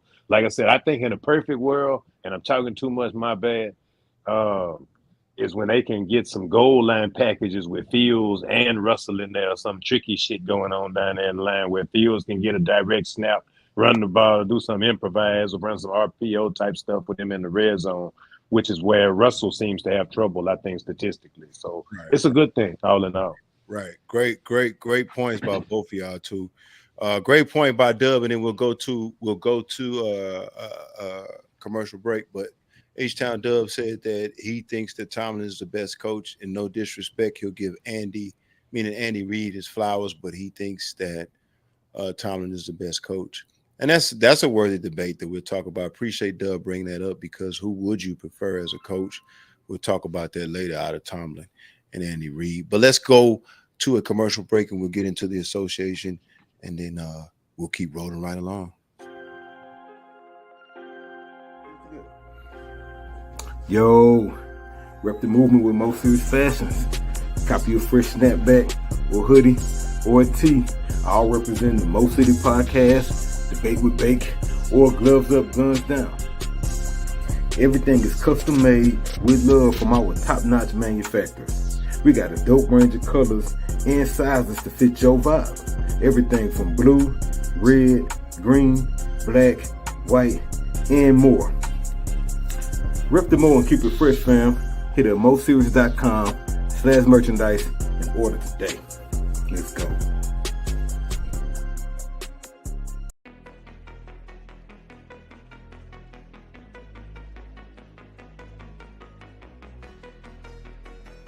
Men's Fragrance, your home for 100% authentic men's cologne. We carry high-end fragrances like Creed, YSL, Gucci, Polo, and more with below retail prices. All orders come with free shipping. Order online at mens-fragrance.net. Men's Fragrance. Smell good for less. Stop. It's COVID, flu, and RSV season. Boost your immune system now. Fortress was developed to provide key ingredients that provide such aid to the body's immune mechanisms. So how do I fight COVID, the flu, and RSV? So our job isn't to defend ourselves from things, it's to help support our body's natural immune system to begin with. And when you look at Fortress, that's exactly what we're after. Individually sourced ingredients that have been demonstrated to support our natural immune system and help our bodies just do a good job at what they're naturally meant to do. And that's why Fortress is a very nice combination of these independently sourced ingredients that can help support a healthy immune system. Learn more about Fortress and natural ways to boost your immune system by clicking the link. That's right. That's right. Shout out to all the sponsors.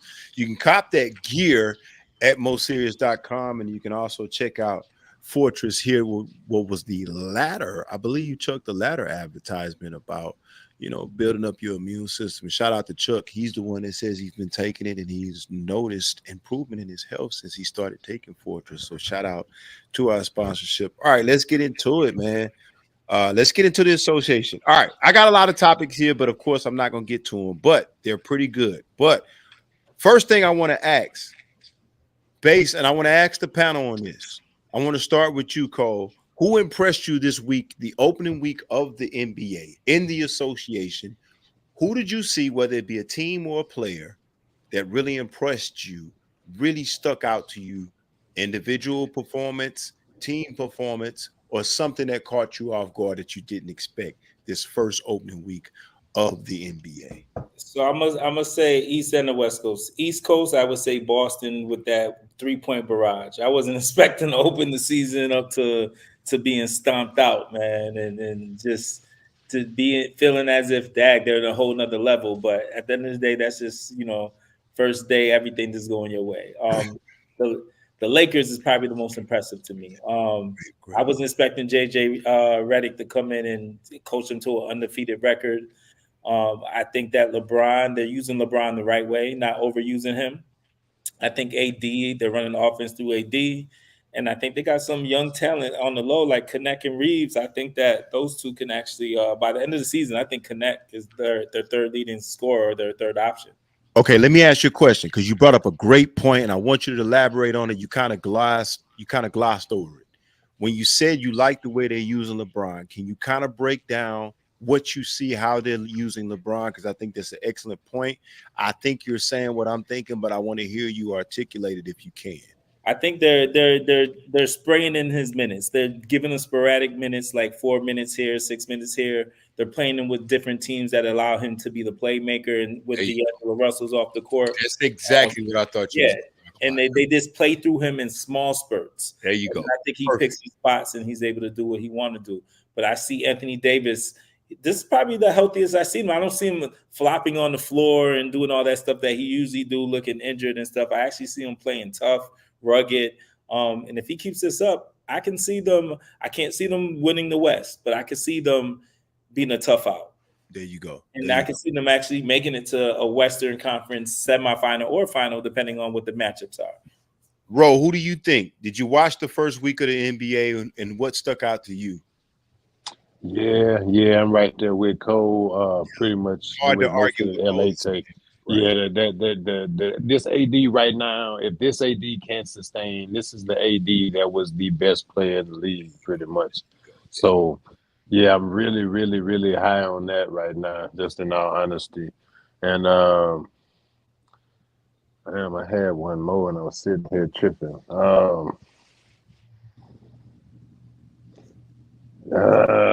Wait a minute. Yeah, they doing, man.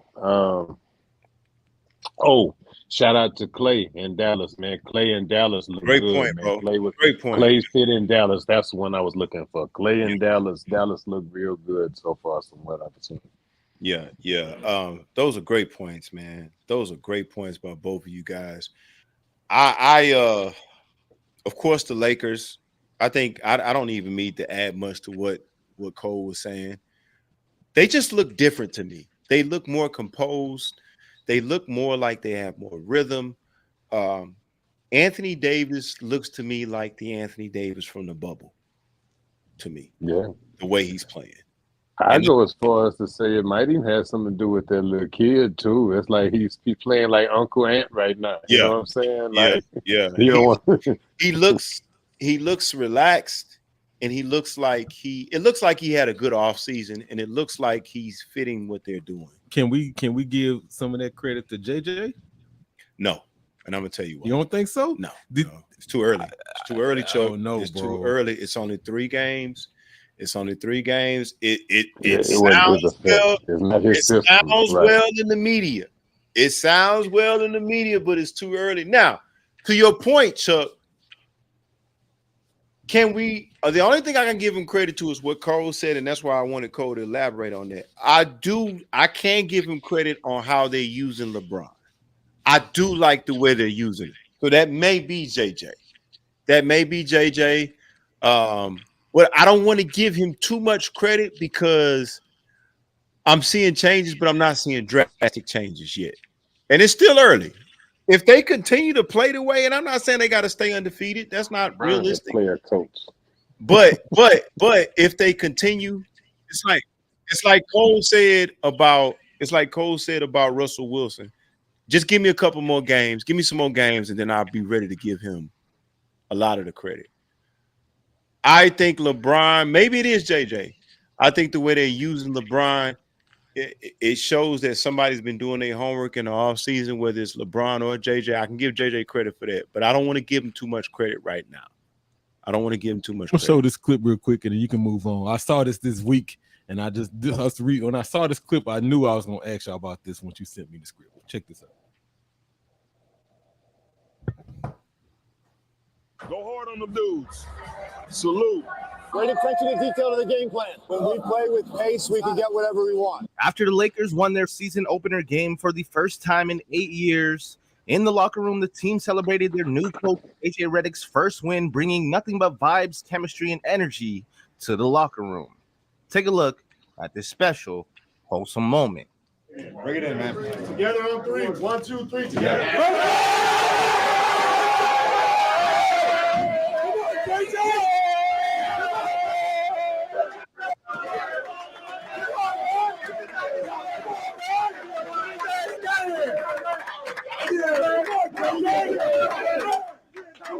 Is this a water bottle shower from the team? Unfortunately. Nah, I'm hating, bro. And again, it's too early.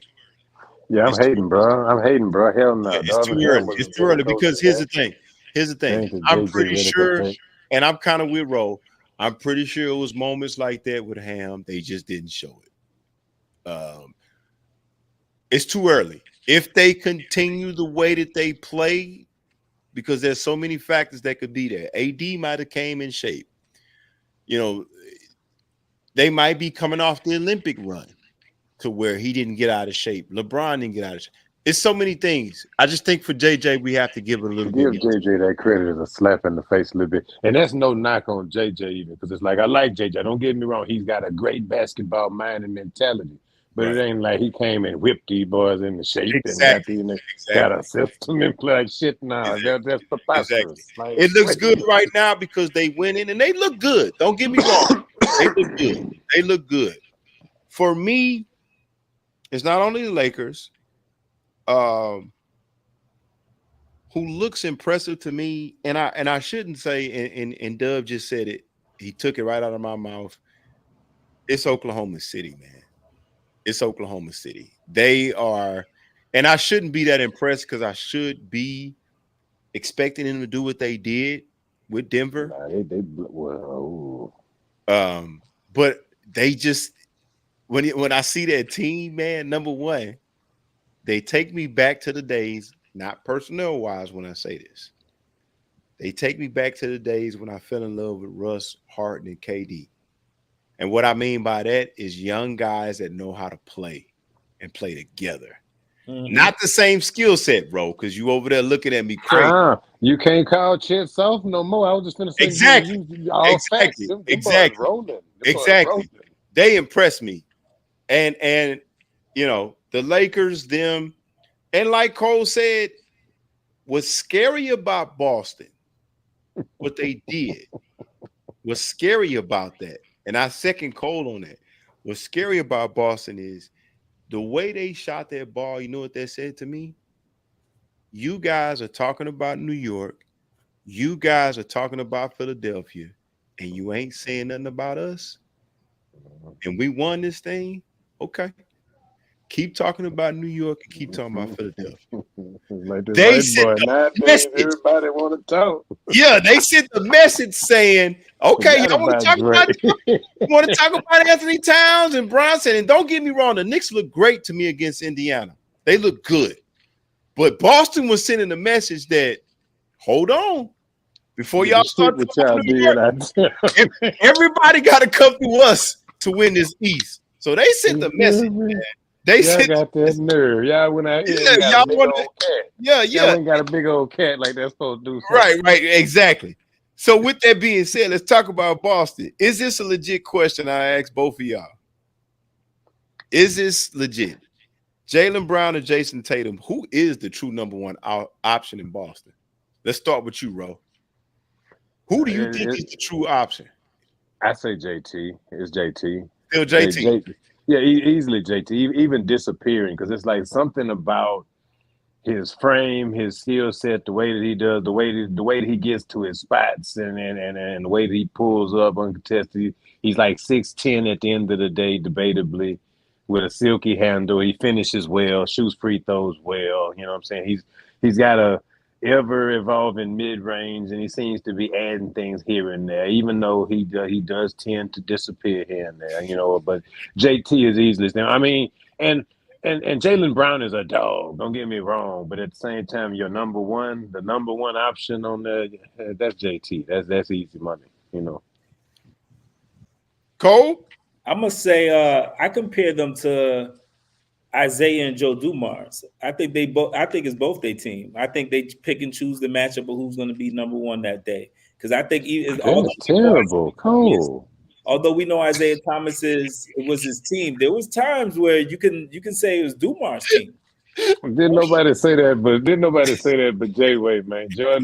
Michael Jordan might be the only one besides myself to give Joe Dumars any credit, and that's because I was coached by the late Butch Sigler, who coached that boy at McNeese State. That's the only reason. That's the only reason we know what this boy's name ain't Joe Dumars. Nah, Joe Dumars was nice, man. What you say about Zeke? Wait a minute, Cole. I'm not saying he's better than Isaiah, but I think there's been times in their career, because we could both say talent-wise, JT is not more talented than Tatum. But if you want to say he brings it, it goes back to the argument when I used to talk about Dwayne Wade and LeBron. Dwayne Wade is always trying to shove the ball down your throat. LeBron, he's more like, maybe I'll do it today, or maybe I won't. But he doesn't have that killer instinct sometimes. And I'll give Cole that credit. I'll give Cole that credit because I'm gonna tell you something, bro. When we was in college, he is not lying about that. Because I would always tell him, LeBron is the man. LeBron is the man. But he didn't always show up in Miami. And so that's a comparable. That's a very good comparable. That's true. In terms of Jaylen Brown and Jason Tatum. But I do agree with you, Ro, in a sense that I do think Tatum still got to be your number one option. Being 6'10", he's got a deeper bag. His bag is deeper. Yeah, the bag is deeper. I think he's still the number one option as far as getting a bucket. Now, here's the thing. I think Tatum is 1, Brown is 2. But I think they win based on the many things that Brown does. And what I mean by that is Yeah. And let me explain. He plays in tandem with Derek White, and I feel what you're saying. Right. Well, and to me, that's why I think he's so underrated. What I mean by Brown is Tatum gonna get you points.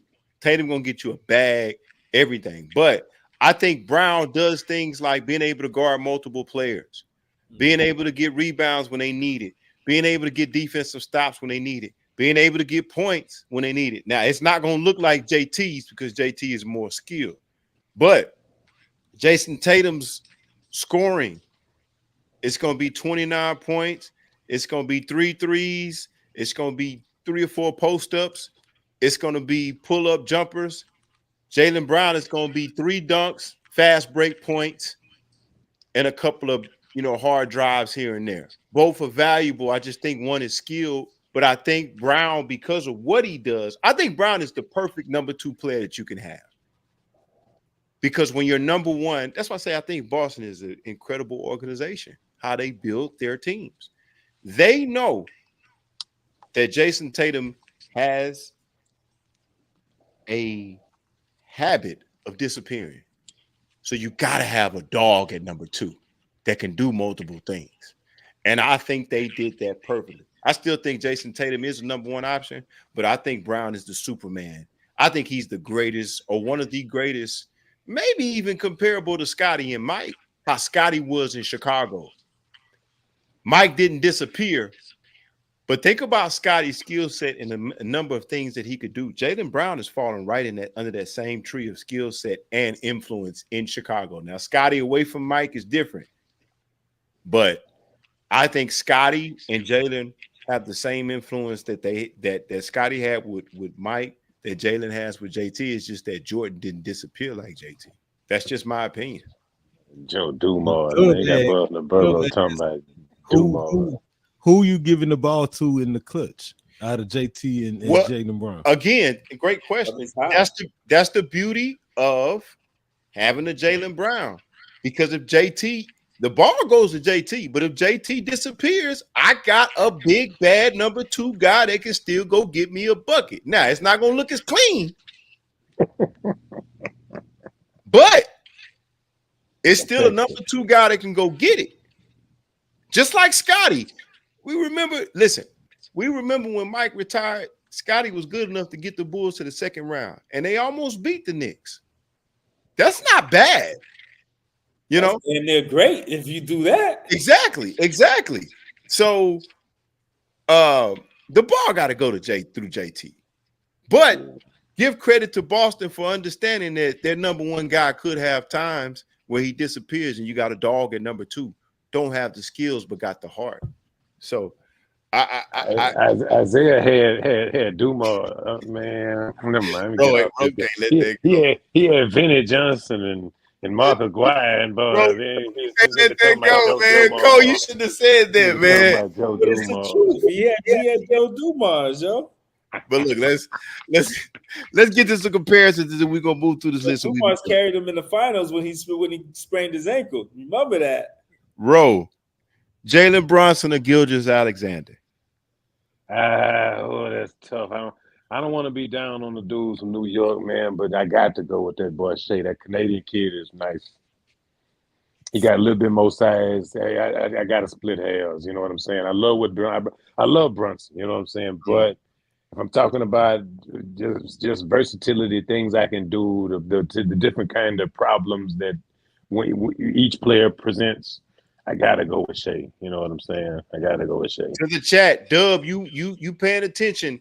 Jalen Brunson and Shai Gilgeous-Alexander. Cole, should I dare ask? Because I know you biased. I'm gonna say Shai because Shai's bigger. Shai probably plays a little bit better defense. Brunson's a better shooter. They both can finish. Yeah. I'll go with Shai because he's probably a year younger and he's more athletic. I can agree. I agree with both of y'all. But other than that, I won't be mad with either. I really would be that's a statement. Happy with both. All right, let's stay on that. Anthony Edwards or Luka Doncic? Let's start with you, Cole.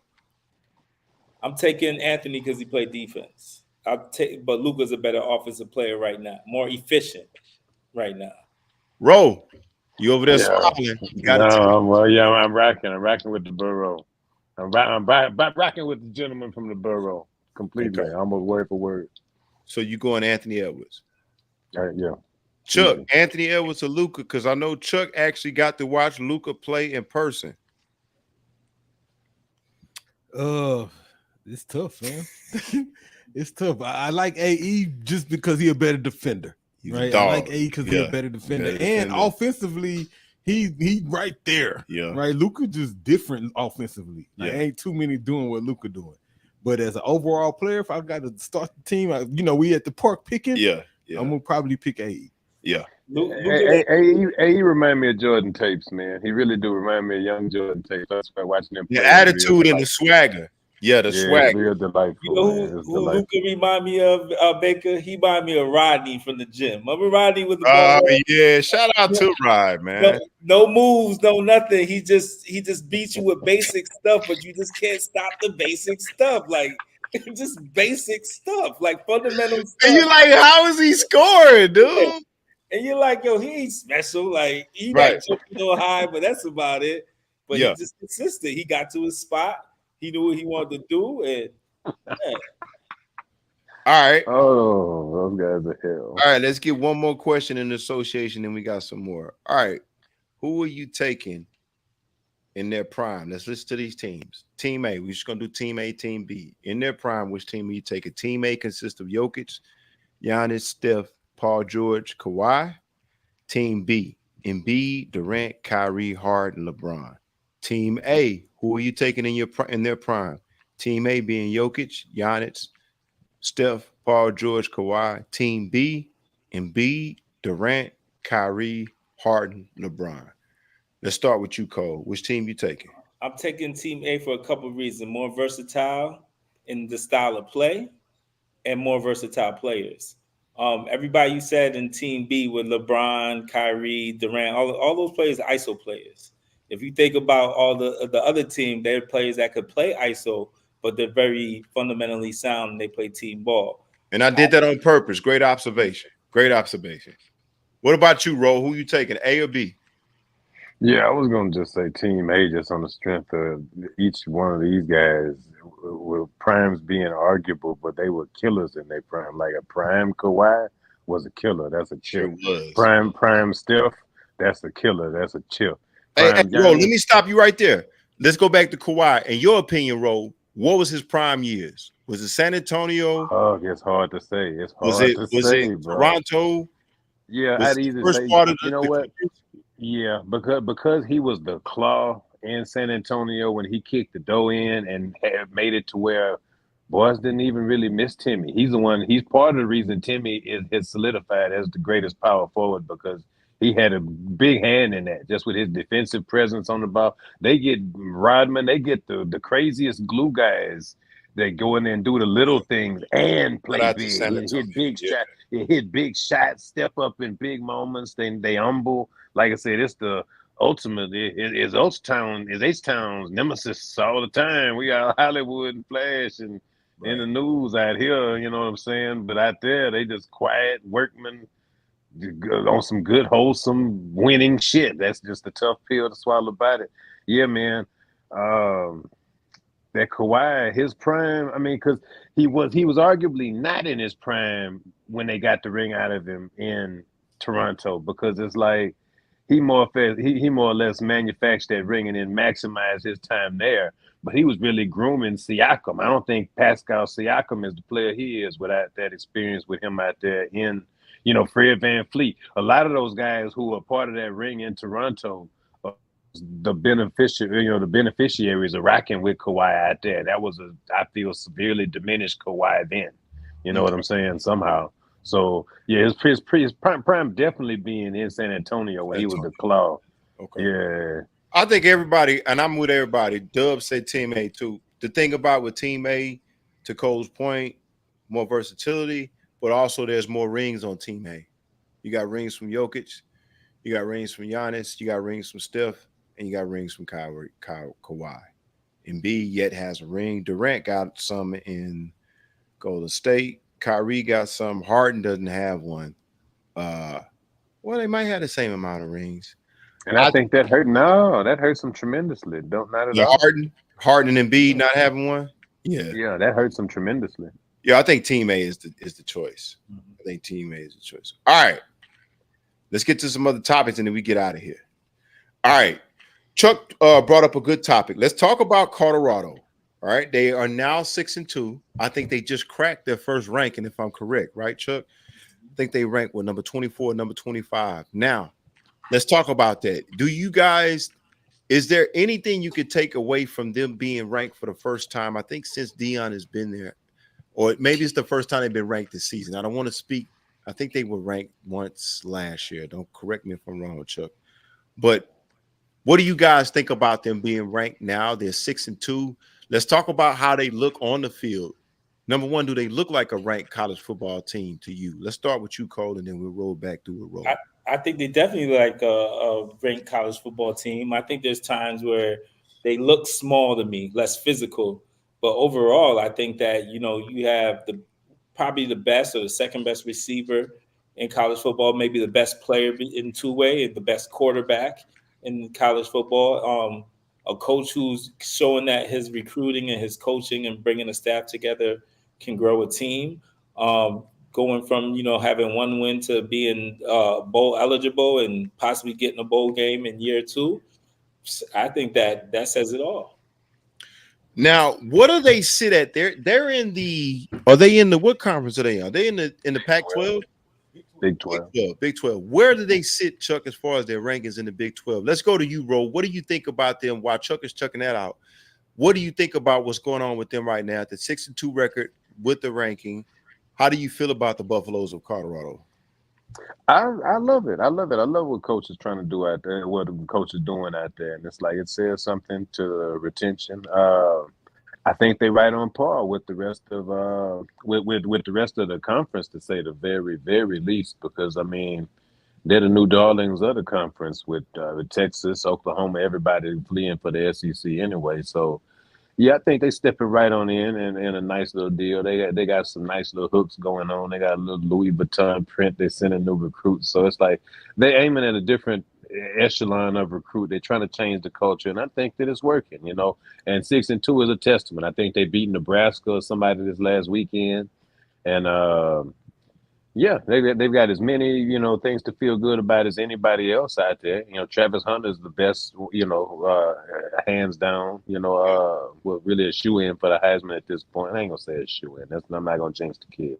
But, yeah, no. I mean, I like what they got going on completely. Now, I have to be honest, I told Chuck this when Chuck put this in. Good breakdown, by the way, too, Ro, both of you guys.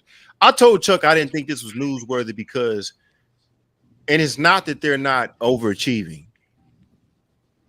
I just want to see where they're going to end up because, to Deion's credit, they are good enough. I think 6-2 right now is what they should be.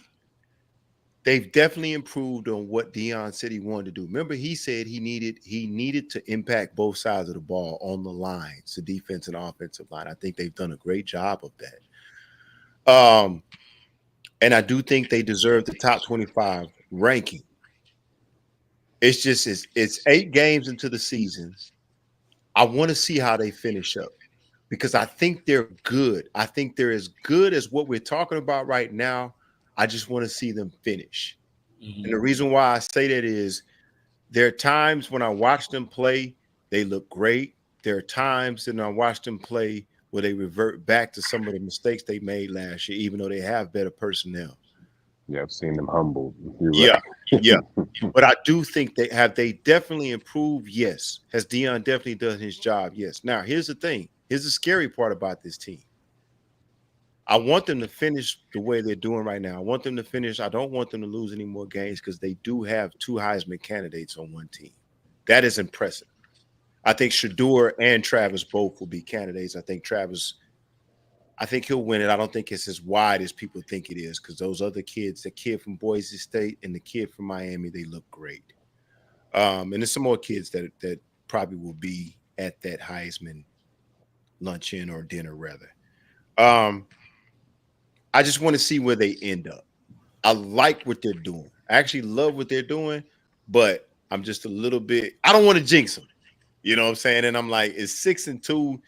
It's not a great 6-2, but it's a very good 6-2, if that makes sense. Some people say great and very good is the same. Not to me. But I don't have them in the playoff, but I got them maybe get to a bowl game. I definitely think they get to the bowl, and depending on who they match up with, they could do very well. But they have times where they look very, very good to me. But there's times too that they still have a way to go before they become a top 5 program. However, they are well on their way. Chuck, what are they ranked in their conference, Big 12 right now? Number 4. Okay, so that's they great. got BYU, Iowa State and Kansas State, and then Colorado. Okay, so that's great. That's and I great. think this is this is the first year in the Big 12, right? And when I look at the rest of the conference, like the teams who normally there, Mhm. like they just beat Cincinnati, right? They ahead of our home team U of H. Yeah. They I mean, ahead that's of not TCU. saying much, but you know. That's ain't saying much this year, but 2 years ago U of H was tough. You're right. Exactly. You're right. They had of TCU, Right. Head of Texas Tech, Right. And so, like the fact that these them kind of storied franchises who've been in the Big 12, they beat them. And I they're higher than think, them. and just to add to that, of course they're not SEC yet that level. I think they're on the. I think out of the 5 tiers of college football, I think they're in the 3rd tier. Can possibly make a bowl game, has a chance to win the conference, depending on who they're playing against. They could win that bowl, but significantly improve. But again, they got 2 Heisman candidates on their team, so that's impressive, man. Shout out to Dion. With the Herner kid, he's one of the best athletes I've ever seen. I'm trying to see how that translates to the NFL, because I don't think he'll be able to play both ends in the NFL. I could be wrong. That kid is a hell of an athlete. When I look at him, it just amazes me. Not only is he a hell of an athlete, the stamina that he has is incredible to me. So let's just wait and see, man. All right, I got a boxing question for you guys, and then we'll do the shout-outs and get out of here. Prime Floyd versus a Prime Tank. Now, Prime for a Prime Floyd to me is Pretty Boy. To me, Floyd was at his best at 130 early in his career. Diego Corrales, when he was a much more offensive fighter. Let's take the best version of Floyd, which is 130 Floyd to me. What's the best version of Tank? Are we looking at the best version of Tank right now? The 135 Tank? I don't care what version we look at. Saying he'll never be Floyd Mayweather in any version of Floyd. God. Any always true to what he say, Ro. That's why I love him. That's why I gotta have to do a podcast with Ro, because he gonna stick with what he say. Go ahead, Cole. Go ahead. That not one version of the Devontae. Matter of fact, we don't even get to say his name correct because he ain't on the level. Wow. He great. He's great in his own. He's great in his own way. He's one of the greatest. Ro, you over there saying, "Wow, I agree." But he's not better than. I agree. I like. Listen to me, Ro. Despite how you feel about Floyd, okay, technically, okay, he has gotten a ring with every style of a boxer. Devontae Tank Davis has yet to get in a ring with a boxer that was better than him. Not a puncher, not a knockout artist. Neither has Floyd. Oh, yes, he has. Yes. Better than that boy technically. Then listen. Let me tell you something. Go back when you get a chance. Watch these 3 fights with Floyd. This is how I know he was elite. Okay, when he was older, the Canelo Alvarez fight. When I tell you he didn't get hit, now I know Canelo wasn't what he is today. Watch that fight technically. There's not a more beautiful fight. Maybe Oscar versus Pernell, by Pernell not being hit by Oscar. Maybe. Watch that fight. Okay. Watch when he fought Corrales, when he knocked him down 6 times. And even the Manny fight, because the Manny fight, the way he fought Manny, even though it was outdated, the way he outsmarted Manny. Like, Ro, here's the thing. I don't agree with Cole a lot. Okay. But I can't argue with Cole. I think Floyd, the only criticism of Floyd's career to me that he can help is he ducked 2 people that I thought he should have fought. That's Paul Williams, when Paul Williams was in his prime before he got in a motorcycle accident. And he ducked a young Keith Thurman. An upcoming Keith Thurman. A Keith Thurman that was nice. Nah, Dub, you wrong. It Feel won't. my partner. Nah, feel my partner. Yeah, It no, won't be. feel my Tank, partner. Tank, we have not seen Tank in there with a real boxer. Man, it don't matter. I'm telling you. Listen, you can't knock out what you can't hit. That's why he won't get in the ring with Shakur. And Shakur is a defensive fighter. Floyd was defensive and offensive. I think Floyd it's the shutout against Tank. Floyd ain't the puncher Tank here. But you can't hit. It doesn't matter how many punches, how hard you can't Tank hit. Fast enough to hit him. Tank fast enough to hit him. No. If Manny wasn't, if they Tank pretty fast, bro. Tank pretty fast, bro.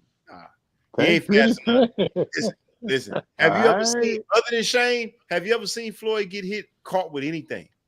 Now, Zab Judah touched him a few times. He couldn't put him away. Judah touched him a few times. Couldn't put him away. So you going with Tank? Nah, he definitely couldn't put him away. Yeah, I'm definitely going with Tank. Wow. I was Tank. I like punches. I like punches. No, I mean Floyd is a master boxer, sure, but Brian Floyd, even when he was aggressive, still, I mean, it was cool. It was a more palatable style, and I'm not debating its effectiveness. But I mean, maybe it's just a victim of the era. Tank is a finisher and a big puncher for a small dude. Like a small dude that can crack is impressive to me. You know what I'm saying? Like, that's just what it is. Floyd is a tiny dude. Florida hit you 1,500 times. Florida outboxed the fuck out you by Olympic rules with the little white pads on the glove. He'll touch you plenty of time. But Tank will fuck around and hurt your ass. The shots I've heard Tank landing sounded like Ernest Shaver shots. Like, this little dude is 130 pounds. Why is his punch making a thud like that? Dropping these boys. That boy can crack, man. Tank, you think he got more power. Of course he do. We're not debating it, but you think he could crack Floyd? I ain't saying crack Floyd, but if absolutely, if he caught him. If Prime Floyd, who was much more aggressive, like you said, when he was Pretty Boy with chinchilla trunks and shit, back in the Jay Prince days, if it was back then when Floyd was aggressive, he might have messed around and got caught by a nigga like Tank. I'm just saying. A prime Tank who was just standing in there. It's not like Floyd was just Tyson and one and quitter. He was knocking out big skinny niggas like Chico Corrales. You know what I'm saying? It's not like Chico Corrales got mixed mastered by Jose Luis Castillo. It's like, I'm up on it. I'm not taking nothing away from Floyd. He won all this fight. He got I'm not really tripping. That's really cool. But the manner in which it happened, it's just a whole lot of, pedestrian ass shit along the way. Like Canelo got like 65 fights, like you said. A lot of bums along the way. It's a lot of trash with them key matchups too. Once it got to but you're not gonna fight. You're not gonna fight. You got that many fights. You ain't gonna fight top fighters all the time. It's not realistic. No, and it's understandable. I understand. So that's why we're saying a prime Floyd versus a prime Tank. Either he's the victim or just having it vacant, where it's just the fights really, really aren't there. Because I really think you push Shakur out there. Shakur fuck around and get dropped too. If you really, really, really want to press that angle. Defense and he's not offense. He don't have nothing to keep. You feel me? I think exactly at the end of the day, I think you make one mistake, and I haven't seen anybody box perfectly since an older Floyd, frankly. Because see, what you're saying, this prime Floyd make a mistake. I saw some niggas catch that boy. You know what I'm saying? He got a chin and he ate him. I'm not saying he was just in no major trouble in a whole lot of them. Right. But you know what I'm saying? I'm just saying a prime Tank. Big shot. He ain't never fought nobody with the power of a Tank. That's what I'm saying. That's a kid that's got like some kind of way Tyson power. He like Goku on the anime shit or one of the Dragon Ball Z shit. It's like he's just this weird little small guy who can crack. It's the most amazing thing. They ought to piss him after everything he does because he's stronger than he's supposed to be. He got dwarf. No, listen, the little nigga got dwarf strength or some shit. Like I'm telling you, he got like dwarf strength, and it is so. It's so calculated. The way that they die, the way that he dissects these guys, these tomato cans, or whatever you want to put it, that they put out there in front of him. Legendary, the reels and things that they make out of how he dismantles boys and slipping punches and fainting and doing all kind of shit. It's like that nigga looks quite the master boxer. He's the Floyd 2.0 right now. I damn sure say that because he ain't got no loss yet. I'll say this: he's underrated as a boxer. I agree with you on that, but I've seen Floyd in there with top competition. I've yet to see Tank. But that wasn't even prime Floyd. That was old Floyd. A lot of time. Like you said, Chico Corrales in there, he showed a lot of heart. You're right. I did use prime Floyd. He definitely won't beat Money because Money didn't get hit. There you go. There you okay. I can get on board with that. You're right, real Money. And maybe that's what Cole is talking about. Nobody could hit Floyd. You know what I'm saying? But anyway, let's get to these shout outs, man. Cole getting tired. Shout out to my man Cam Thomas. I love that guy in Brooklyn. Right now, so far, he's had 36 points, 5 rebounds, 3 assists, 32 points. This is the game by game. 32 points, 5 rebounds, 2 assists, 24 points, 6 rebounds, 3 assists. I think he's one of the best kept secrets in the NBA for Brooklyn. Shout out to, and I want to get you guys' opinion on this. Let's not spend too much time because we're about to get out of here. Shout out to Jayden Green and the Rockets who have agreed to a 3-year, $106 million rookie extension. How do y'all feel about that? The Rockets finally got that done. What do y'all think? Quickly. I like it. I like it. I mean, we committing to the direction that we're going, which we should have sooner. It shouldn't even been that controversial, but it's cool. If he like it, I love it. I mean, we don't seem satisfied. We seem to be dropping some close ones lately. And I don't mean to sound like Cole, but I think the extension is perfect because I wasn't ready to give him a 5-year max. I think this. I can get on board with that too. Yeah, I don't know for sure. This. Cole says there's a lot. I think this 3-year, you got to show me a little bit more if you want to be a max. So I like this. Shout out to, we just talked about Anthony Davis to impressive start with the following numbers: 35 points, 8 rebounds, 4 assists, 36 points, 16 rebounds. So shout out to AD, man. He's looking like bubble AD to me. You guys get any more shout outs before we get out of here? Shout out to the New York Knicks with that big comeback win after losing to Boston like that. And tonight they putting in work right now against Cleveland up 11. Give me the score check right quick, Cole. It was 70. I'll tell you what real quick. Hold on. 2 seconds. Knicks are up. 1 sec. Sorry about that. What that big old soft cat doing? Oh no, I'm sorry. I'm talking bad. Cat's off right now. He definitely. Oh yeah, man. He hiding in the bodega right now. You feel me? I'm having my wife looking in here like, what you talking about? Cole, tell me, give me your shout outs while Cole looking for that number. Nah, you know what? I keep it. I keep it at the crib. Shout out to Dylan the villain. Let him know that ain't how it go down out here, man. Let Wimby and them know. From what I hear, I didn't get to see the game, but I heard them boys squabbling on the floor a little bit behind the loose ball, and we had to let them boys know what that I-10 rivalry be about. You understand what I'm saying? It's like, I don't care where you're French, where you're from. I mean, what Olympic medals you lost, what Gobert you rode in on, what kind of I don't know, man. We don't like crepes. We don't like that.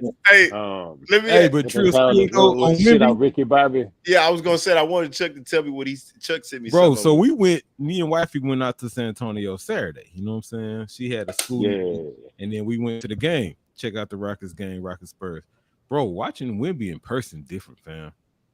It don't look real, dude. It don't look. It look fake, fam. Yeah, it don't. And then not just that, when you're at the game early, you get to watch people warm up, right? And so I'm watching them warm up, and he warming up at game speed. He warming up at game speed. He was literally 100% from the field in the warm-ups. That's why I'm talking about he took like 50, 60 shots, fam, threes, turnarounds, and he ain't missed none of them. Wait a minute. Yeah, I'm watching it. Me and wifey sitting there in amazement. Like, are you seeing this, bro? To see how big he is, to see how he moves. 7'4". He a real 7'4". It's stupid, dog. It's unbelievable. It's stupid. And then it was one play in particular. Man, where he got the ball at the top of the key. He put a move on Şengün, put another move on somebody, and then went up and yammed it. I was like, bro, it look unfair, though. This is cheap. You know what? Hey, because you know what? Quiet is kept. We might even had this conversation about a year ago, man, when Şengün, I said, I think that's a bad idea. Şengün might have gave that boy 45. He brought him down here, and Şengün put like 45. Didn't say that. I remember that. I do remember that. I said, that shit wasn't no good idea, man. You shouldn't have quite done Wimby like that. Şengün he gonna hurt from that. And that's they paid him as well. Yeah, he got an extension too. I didn't pull his up, but he got paid, but he hustled. I guess you had to get a game like that. Yeah. Which I mean, know what? I don't agree with that. I don't ain't either. agree with it. I don't agree with him because I think he stayed hurt more than I like. But I mean, as an organization, they have deemed these two guys as the guys that they want to get behind. I can see the talent. I really wanted more from both of them, but maybe I can see the talent is there. I still wanted more production. One last question. LP remind me of Vladdy or somebody. I can't get on with LP, man. I don't know, man. Which Vladdy? Lakers Vladdy or Sacramento Vladdy? Shit, like Charlotte Vladdy. I don't know. Vladdy after everything was gone, my nigga. Vladdy when everything was gone. Don't do LP like that. He ain't that bad, bro. He ain't that bad yet. See, the problem, He ain't hey, let me that tell you bad something. yet, but the This is same why I as won't that. roll out earlier. I agree with a lot Rose say, but Rogi caught up on the 90s, man, and he compared them dudes to the 90s. That's what he was making me mad about Kelce. I'm like, well, yeah, he ain't Antonio Gates. Antonio Gates was a freak of nature. Like, the 90s was probably the greatest era of sports. So to compare them guys, I'm like, come on, Ro. And he doing the same thing now. He doing the same thing now. That's why I get so mad at him about Pat Ewing, because even though Pat Ewing is a villain to us, he's still great. Ro be like, nah. He ain't there. You see how Elijah did that to everybody, Ro? Nah. But shout out to that. Hey, let me ask y'all this before we go. I forgot to get to this. Did the Yankees get smashed, or did just LA just win 2 games in LA? I think LA just won 2 games. Well, the way that they lost game 1 was a little epic. You know, they were in there up until Freddie Freeman had the epic hit. But the second one, you know what I'm saying, they were in there and kind of just got walked a little bit. I mean, they got to go back to the Bronx and take care I don't of see it business. as being stumped. Chuck asked that question. I don't see it as being stumped because I know the Dodgers are that well. I think New York is going to regroup in New York. I don't think it was a down 3-0. Yankees down 3-0. Yeah, that game tonight. Yeah, and Knicks are up 78-74. But so the Knicks Dodgers, up, and you said Dodgers are up 3-0 right now? Up 3-0. Dodgers are good though, man. Yeah, that's why Not good enough for the sweep, but I mean, not good enough for Astros wouldn't have got swept. Well, don't get swept now. That's crucial. But do you y'all got think, to win in the Bronx? The way New York underperformed? well, I ain't gonna say they underperformed because I'm telling you, it was a blast in the 10th round in the 10th inning. You know what I'm saying? It sent them a walk off. You know what I'm saying? It sent them boys in it, so they were locked up in game 1. You know what I'm saying? So that it was a good enough effort. They just got the bad end of that one in LA. You dig? So I mean, that last one. They were in there, but then they got crept up on, you know what I'm saying? It's like Soda still. I mean, they doing all right. They just got to take business at home. It's just that Aaron Judge can't hit the side of a barn, and that's the troubling part. You know what I'm saying? It's like he always strikes out though. He does, but at the same time, they're able to hide with it between Stanton, you know what I'm saying, and then Juan Soto in the lineup. They can make up for them lines out there for him just being everybody need a decoy. Like we got our Jordan. Everybody got that big decoy in there. That either he's gonna hit the ball a ton and we're gonna beat y'all asses 12-2, or you know what I'm saying, he gonna strike out all day and look foolish, and we're gonna have to manufacture some offense another kind of way, you know. And they getting it done, you know, but it still calls for a long. Don't nobody, you know, really. The odds ain't good for boys to go down 2-0, no matter where you're going. So yeah. Well, shout out to you guys. Shout out to Cole, man. Cole, hang with those Knicks tonight. Shout out to you, Ro, for always coming in with the great analysis. You too, Cole. Y'all had great points tonight. Shout out to my man Anthony Dittman, former NFL player, played for the Buffalo Bills and the Cleveland Browns, as well as Notre Dame football. Shout out to my man Ant for joining the show. Shout out to Chuck for being on the wheels of steels, making it happen. And shout out to everybody who participated in the chat. Hit the like and subscribe. Check us out on MoSerious.com. And we are out. Episode 3, the DWB Debate with Bait. No, Season 3, Episode 7. We are out.